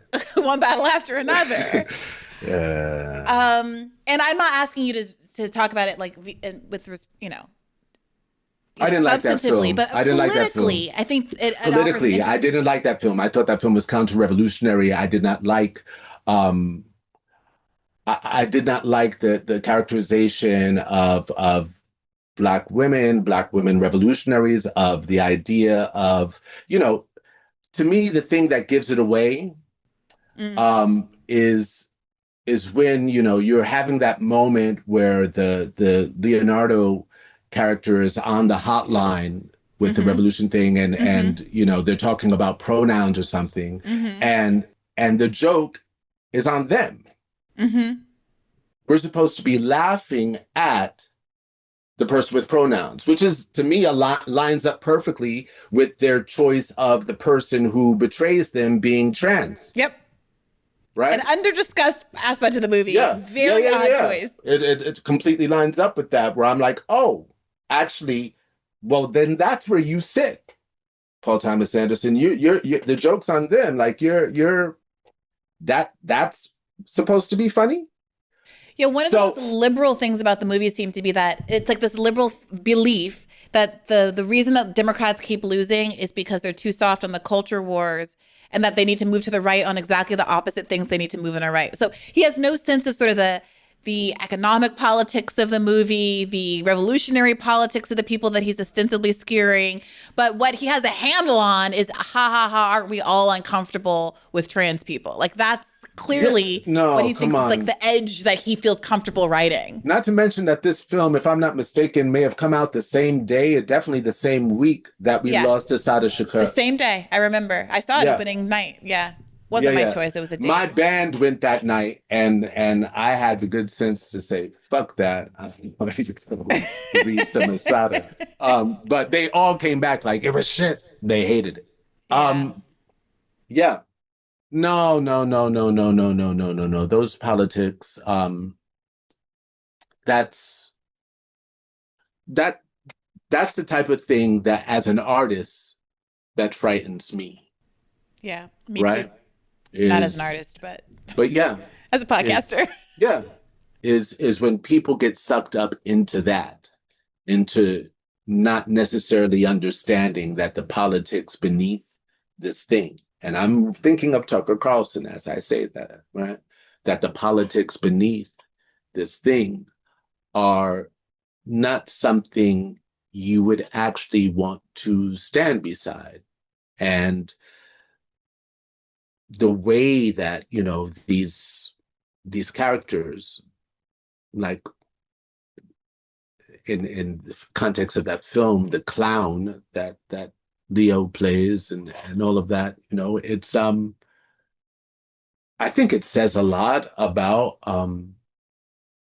where we're at as a society, how our ability to discern, to process, to critique, and to understand that sometimes these motherfuckers are playing in our face, right? Yeah. Speaking of lack of subtlety, come on. Was that the movie was not subtle about its politics, and yet people were working overtime to misunderstand it and proclaim that it somehow was revolutionary, that it's supposed to be a positive portrayal of Black women. The fetishization of Black women, that camera movement. Oh my God! I mean, it's like they were literally tracking Janet Taylor's butt, Sydney Sweeney porn style.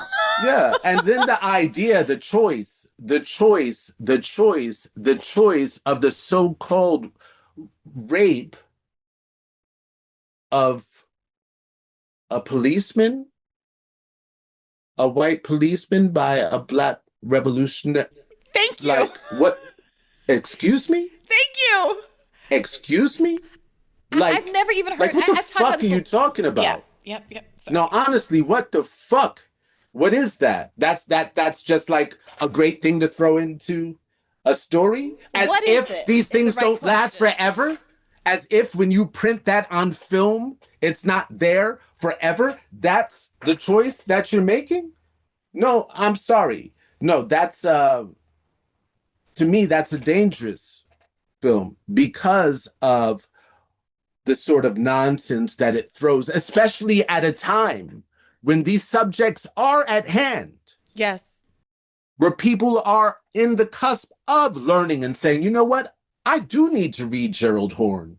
You know what? I do need to read Parenti. I do need to understand better what Assata and the Black Liberation Army, stood for, and the role of the Black Panthers and all of this stuff. And to play with it like that, to not do your homework for this. No, you want to see me animated. That's where I get animated about art that I'm like, that's a fucking problem. That was a problem. Yeah. Oh, it's so cathartic. Yeah. No.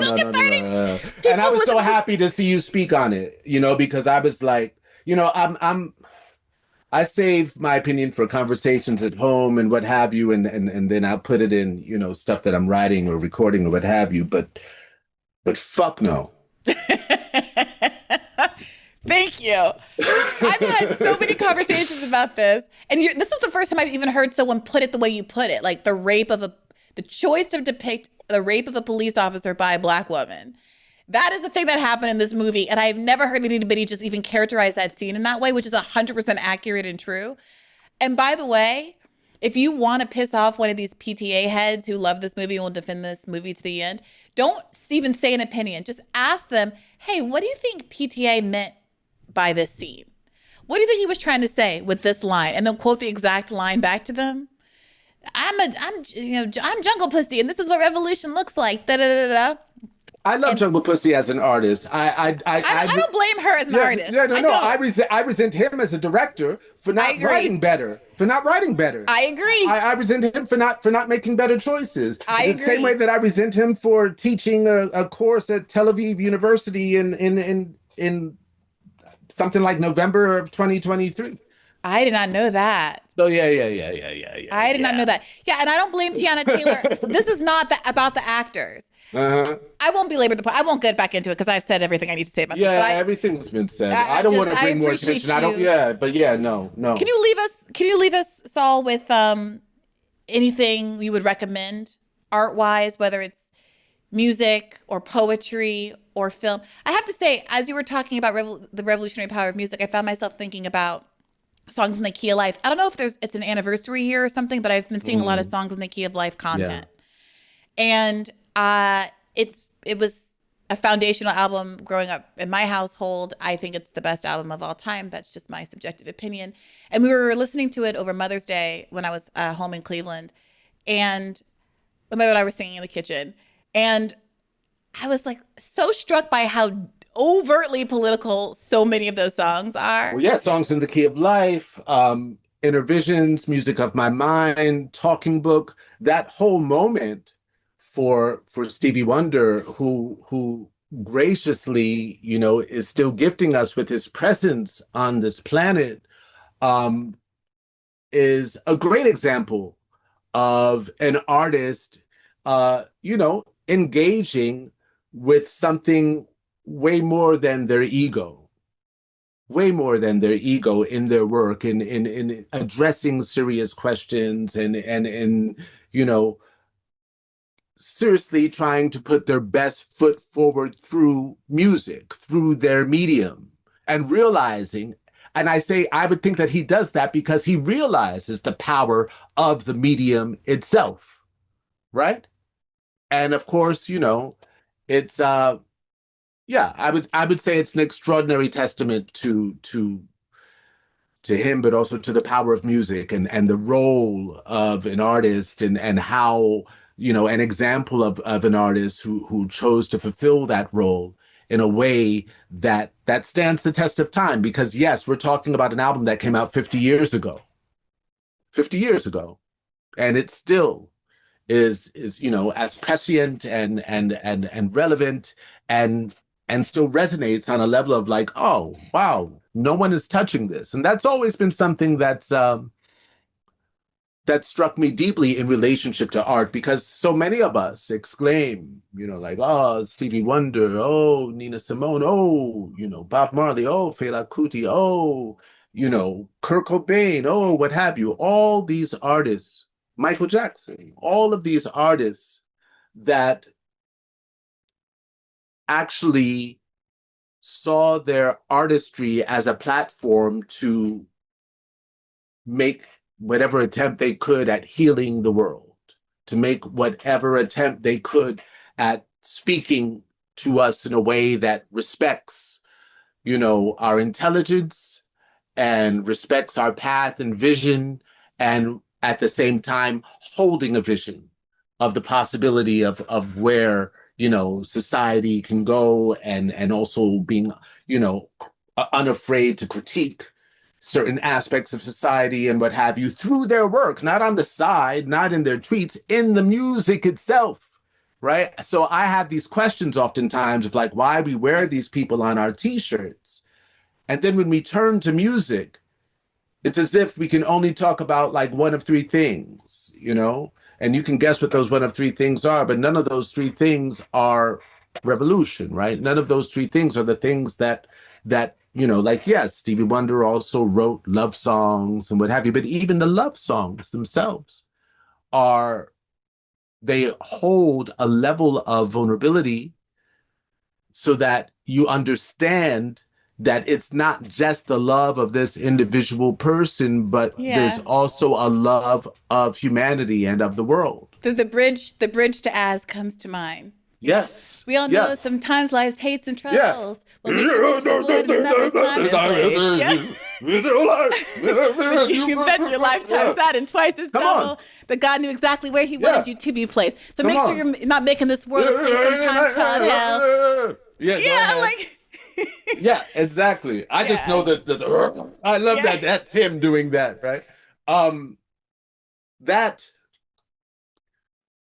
it's so important. It's so very important. And the fact that the cultural landscape in this moment in the popular realm, because that was not underground music, that was popular music. In the popular realm, the fact that the landscape is kind of devoid of that, the cultural landscape in this country, not speaking of the world, but in this country, also says a lot about where we are. That's why when you talk about Tucker or what have you, and I'm like, well, this, I don't want to see that happen, but this may still happen, because from what I can see, we're at a different place. I'm grateful when a film by Boots, or when certain films, there's also Is God Is, that addresses very important topics, femicide and all of the stuff. It's these things are crucial, more crucial than we realize in art, right? And I say that pointing back to that story I told you about Birth of a Nation and the power that art had in spreading hatred across this nation. So how do we weaponize our art to fight back? A lot of artists think that the best art is neutral. And that goes back to what you were saying about, well, that was taught. That was an indoctrination process of, we want you to think that the best art is neutral. But no, if it's neutral, then it can be used against us, because the government, what have you, an example I give is this. No, I'm not going to give this example. Never mind. Oh, were you about to talk about Beyonce? No, I wasn't going to talk about Beyonce. About to say, don't be careful. Be careful with the Bayhive. No, I wasn't going to talk about Beyonce. No, I was just thinking about how mindful as artists we need to be in realizing what we are actually playing with. Because yes, it does hold the power to transform society in negative or positive or necessary or unnecessary ways. So do you think, because sometimes I am listening to you, Saul, and I feel like it feels like almost like an accelerationist argument. Like there's kind of nothing that can be done. Things are going to crumble. That kind of side of things is going to win. And maybe when everything's crumbled to pieces, we can then start to put it back together more in our image and in the image of the society we would like. But then sometimes I hear you saying music does have this transformative power. Art does have this transformative power. We've seen it work for evil. We've seen that We've also seen it white work for good. supremacists were able to birth new life through Birth of a Nation into the Ku Klux Klan. And then one might gather that it is possible for the left to use the art to the same effect. Well, Stevie Wonder did that by fighting so hard for example, the federal holiday. Oh, I'm thinking of for Martin Luther King. That his version of Happy Birthday was written for that campaign, which was a success. Now, mind you, which was a success. So I'll leave it at that. I won't get into because when I say that, I start thinking about them deciding to make Juneteenth a national holiday or stuff like that, and it starts fucking with me. But and also the scale, obviously, the implication, fourfold increase in lynchings. As much as I think it's good that Martin Luther King Day is a holiday, these are two very different things. And then we have all these questions about well, is it the left? Is it progressive musicians' fault that perhaps the infrastructure, the corporate infrastructure that publishes them might allow conservatives to get more juice out of the squeeze of their revolutionary art than they'll allow the leftist? And Paul Robeson is a good example for what happens to you as a leftist, as a communist, when you try to use your art for the benefit of your politics. Other people, Muhammad Ali, there's a whole host of people who've suffered real world consequences by trying to use their main gig to advance their political sort of side gig. I get it, but that's, what's exceptional about Muhammad Ali is that, in fact, he stepped out of the, when I think of what he had to say in relation to the Vietnam War, it's not that he did it in the boxing ring. It's something that he did outside of the boxing ring, which is different from Paul Robeson, who sang the song first that literally became the national anthem of China to this day. Oh, really? Yeah. Paul Robeson recorded that song in 1941. He met with the Chinese poet who wrote it and taught it to him in Chinese, and Paul Robeson helped popularize that song to the point of it eventually becoming what is now the Chinese national anthem. Shut the front door. Oh, no. I mean, the stories are crazy and they're all there. And this is not ancient history. That was in 1949 when China. God. Yeah. Oh my God. How did I not know that? I mean, March of the Volunteers, of course. Yeah. March of the Volunteers. Yeah. Arise, you mighty. He sang it in English and in Chinese. And it was very popular in China. His version was very popular in China. Okay, that's so dope. I was going to say we should end, the closing track should be, is the song called Black Man?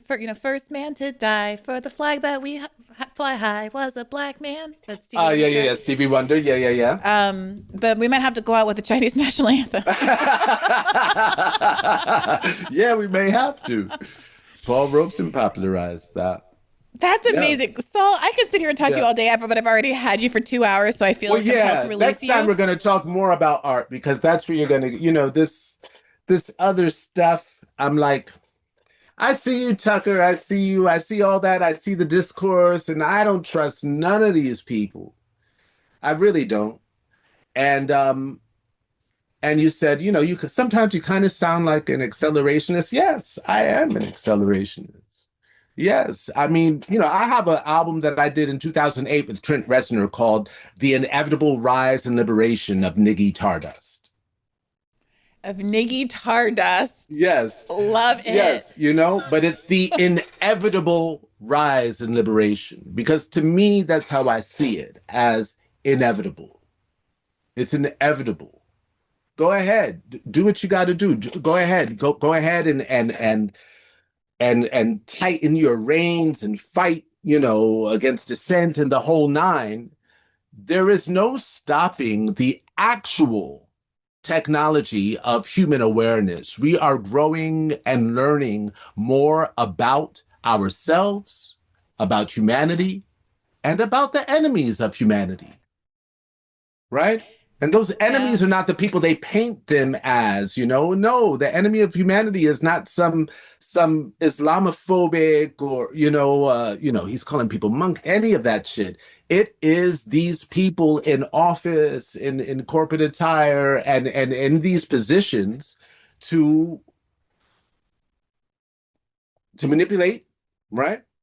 To manipulate the course of the trajectory of even our own growth and understanding. I mean, right? Why are they spending so much time on lessening the information that we can, acquire? Why they want to keep us stupid? That is the point, so that we can get caught up in petty discussions and never actually get to the actual topic, which is how to bring these motherfuckers down. And I don't mean by voting. Although that, I'm with you. I hear you. But okay, if you hear me, then you hear me.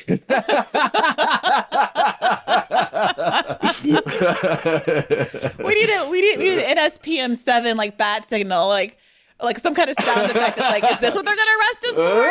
Is this the thing that gets me thrown into the gulag? Yeah. Oh, you didn't talk about that. Weren't they talking about bringing charges up against your boy? Against Hassan Piker? Absolutely. No, but also Tucker. Weren't they talking about that too? I might have missed recently. Yeah, like 3 weeks ago. Didn't he have a fear that he had heard that there was, the possibility? Oh, yes. I'm Googling it now. March 17th, from The Guardian, Tucker Carlson expresses fear that he may face federal charges for talking to Iranians. Carlson in video claims the CIA is preparing a crime report against him and alleges U.S. agencies have read his texts. I mean, I wouldn't put anything by anybody. There's no such thing. They might as well just take the word conspiracy out of the English language, because you're a fool if you don't at least consider everything as possible at this stage. You just can consider it. I'm not saying birds aren't real, but there might be some fake birds in the mix. Is that what I'm saying? Yeah. For sure. Also, what you were saying, Saul, a second ago about like the inevitability of it. I know that people are going to maybe have some pushback. There's the arc of history bends toward justice, but then you got to bend it, and there's this kind of back. Oh no, it's an active fight. It's an active fight. But I hear you saying something about you said the inevitability. Yes, it is inevitable. It is inevitable because these motherfuckers can't stand forever. Yeah. I mean, look. Let's be clear. The times are horrendous. And they're even more horrendous for our siblings in Palestine, in Congo, in Sudan. The times are horrendous, and I point those places out because the role that U.S. and imperial and Western interests play in the realities that people face in those lands. Right, the times are horrendous, and in many cases, our government has worked to keep times horrendous in many of those places for a very long time, like the sanctions against Cuba, what's happened in Haiti, our government, congratulations if you're just waking up to it, but this isn't new, right? This is not new. And this does not belong to simply a Trump regime or a Republican regime. As you said, it is a, duopoly focus. Their hawkishness, their imperial gaze on the world and American exceptionalist, perspective and this dream of domination outside of these borders, and the way that it visits us within these borders as we, see data centers and prisons growing at the same rate and time. Or detention centers growing at the same rate and time. It's... Well, I brought it up just to ask. I mean, it made me think of, I don't know if you know about this show Foundation. It's like a sci-fi. Yeah, I know it. I've watched it. Yeah.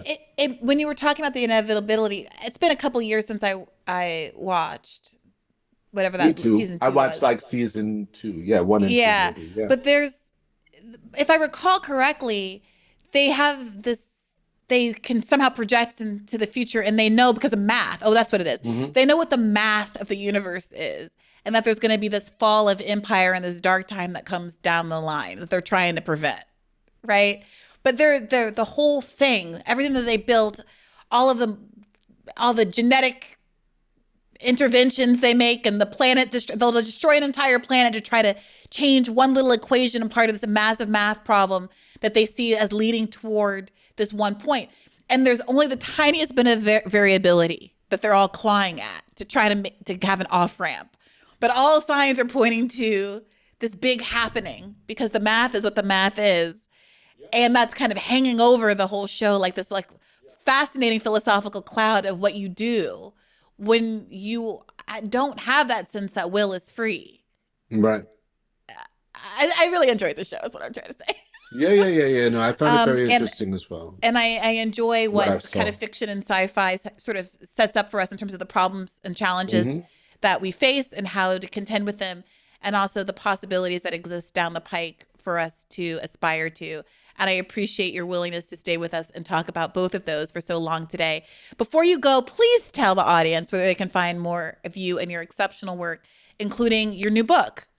Yes, I've just released a graphic novel, my first graphic novel. I have it here,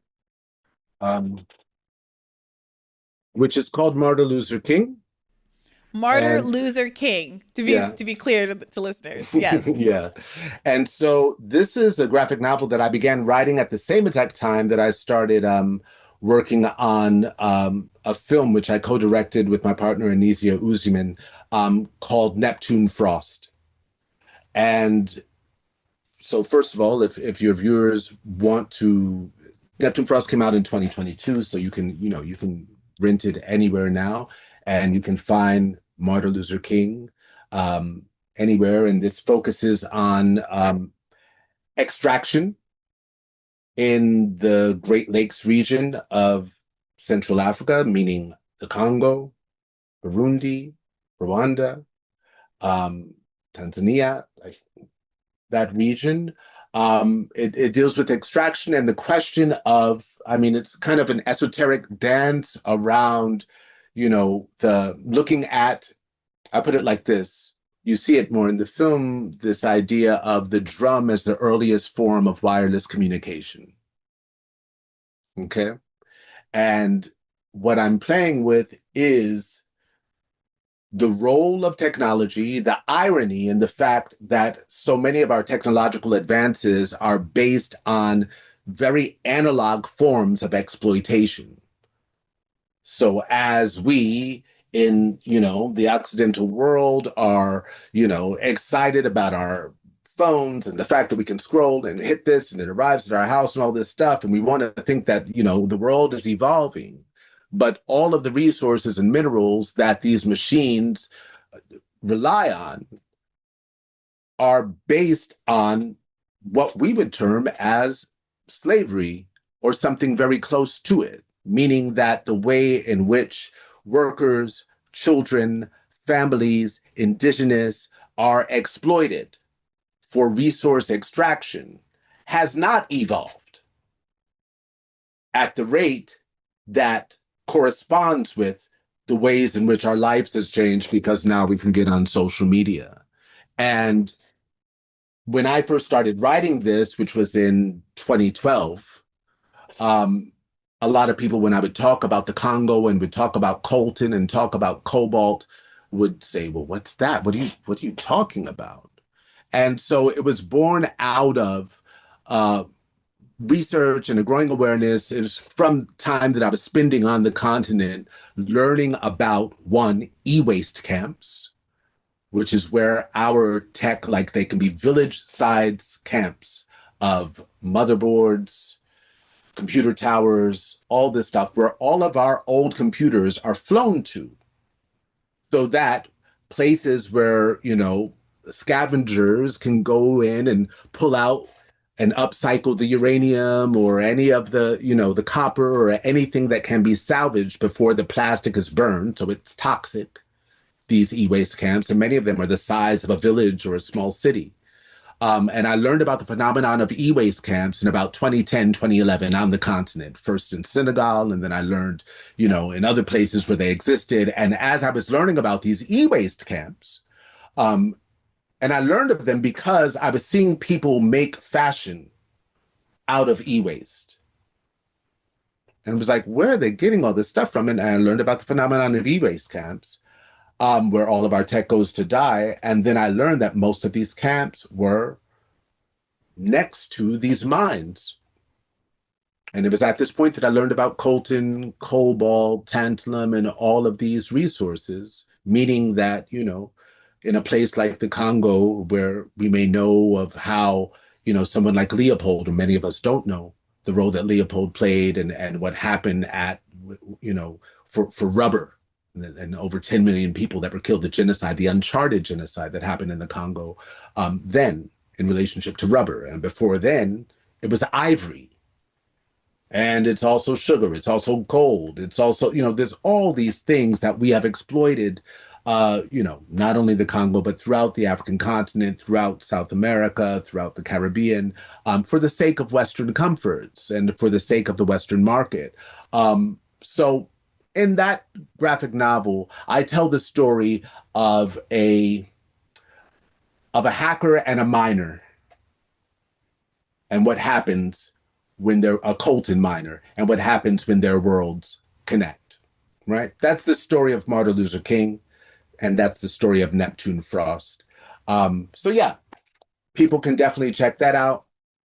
And this is an advanced copy of the other book that I have coming out in September, which is called Songs My Mother Taught Me, which is me discussing why the artist must take sides. And it's essentially about, one, it starts with, it's rooted in my relationship to Paul Robeson and how that informed my relationship to art. And it's essentially, more discourse on art and politics and the role of the artist. So yes, those are things that are happening here. And yeah, the most recently I've just been extremely focused on, well, those things are finished. And then I mentioned at the top of this conversation that I finished an album that will be announced shortly. And yeah, and we'll get into conspiracy as you were talking about. So yeah. There's a lot. But yeah, for me, it's been this realization, and I'll close with this, just the realization that, the time, because I'm not a journalist and I'm not an influencer, although for the past, 2.5 years, I've spent an enormous amount of time online bearing witness and trying to platform the voices of Palestinians and of those, who have been subjected to these horrendous crimes. A lot of that comes from the fact that when I was working on Martin Luther King and Neptune Frost, I spent an enormous amount of time and befriended a lot of genocide survivors. And I spent a decade working on these projects. And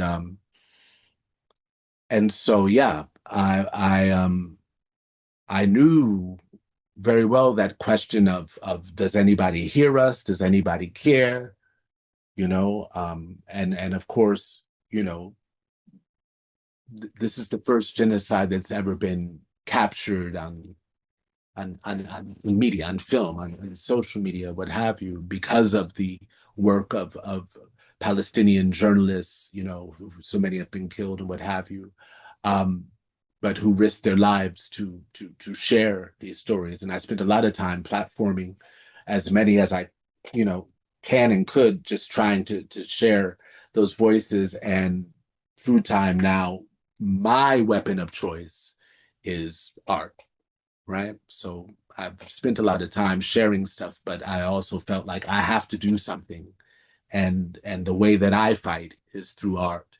And so releasing this graphic novel, releasing an album, releasing the stuff I told you I was on set, like there's film stuff, all this stuff all has to do with like, okay, it's time to get into the fighter pose. Because there is a role that an artist has to play in these times as well. I'm grateful for it. This should probably be how I introduced you instead of just getting right to it. Maybe producer Armand can figure out how to inject this in the front as opposed to now. But when I met you just before the election at a Green Party event out in California hosted by Butchware, I was so humbled by and moved by your remarks. It was a weekend of a lot of people who were incredibly compelling. Chris Hedges also gave wonderful remarks. But there is something in particular about a poet being able to contextualize what we had been witnessing already for a year in terms of the genocide in ways that made it feel as morally urgent and as human and raw as it should always feel, but which regrettably there is a kind of desensitization, a normalization over time. when you say it's the first live stream genocide, the dark side of that is that we've seen that it is ongoing with impunity. Yeah. And what does that mean for the future? If live streaming it doesn't stop it, well, I suspect it won't be the last live stream genocide. But there is a way that art and poetry reintroduced humanity into the equation in a way that couldn't be just scrolled past or ignored. And I remember being really struck by the power of art in that moment and how clear you were able to communicate the urgency and the exigency of why we were all gathered there, and the horror of what Palestinians are enduring and have been enduring. And so I just wanted to, I don't know if I ever got a chance to tell you how moved I was by that. And also how grateful I am that you are in this space and lending your incredible talents to continue to highlight so much of what our mainstream media attempts to suppress and what so many people can ultimately become inured to. So thank you for your work. Thank you for spending so much time with us here today, Saul Williams. You have no idea how grateful we are for your voice and for your inquiries and for your curiosity and for your fight. It's so necessary that, there's not two of you, so we're extremely grateful for, and I just encourage you to stay on it and also, I know, I see your lane and I get it, but the fight is even bigger than that, right? The fight is even bigger than these two-party systems and the whole nine, because the whole world is there, and you're doing great work, and I hope that you stay on it and never just become, the careerist. I think that ship has sailed. Oh, okay, I know why she's saying for this. For better or worse, I think that ship has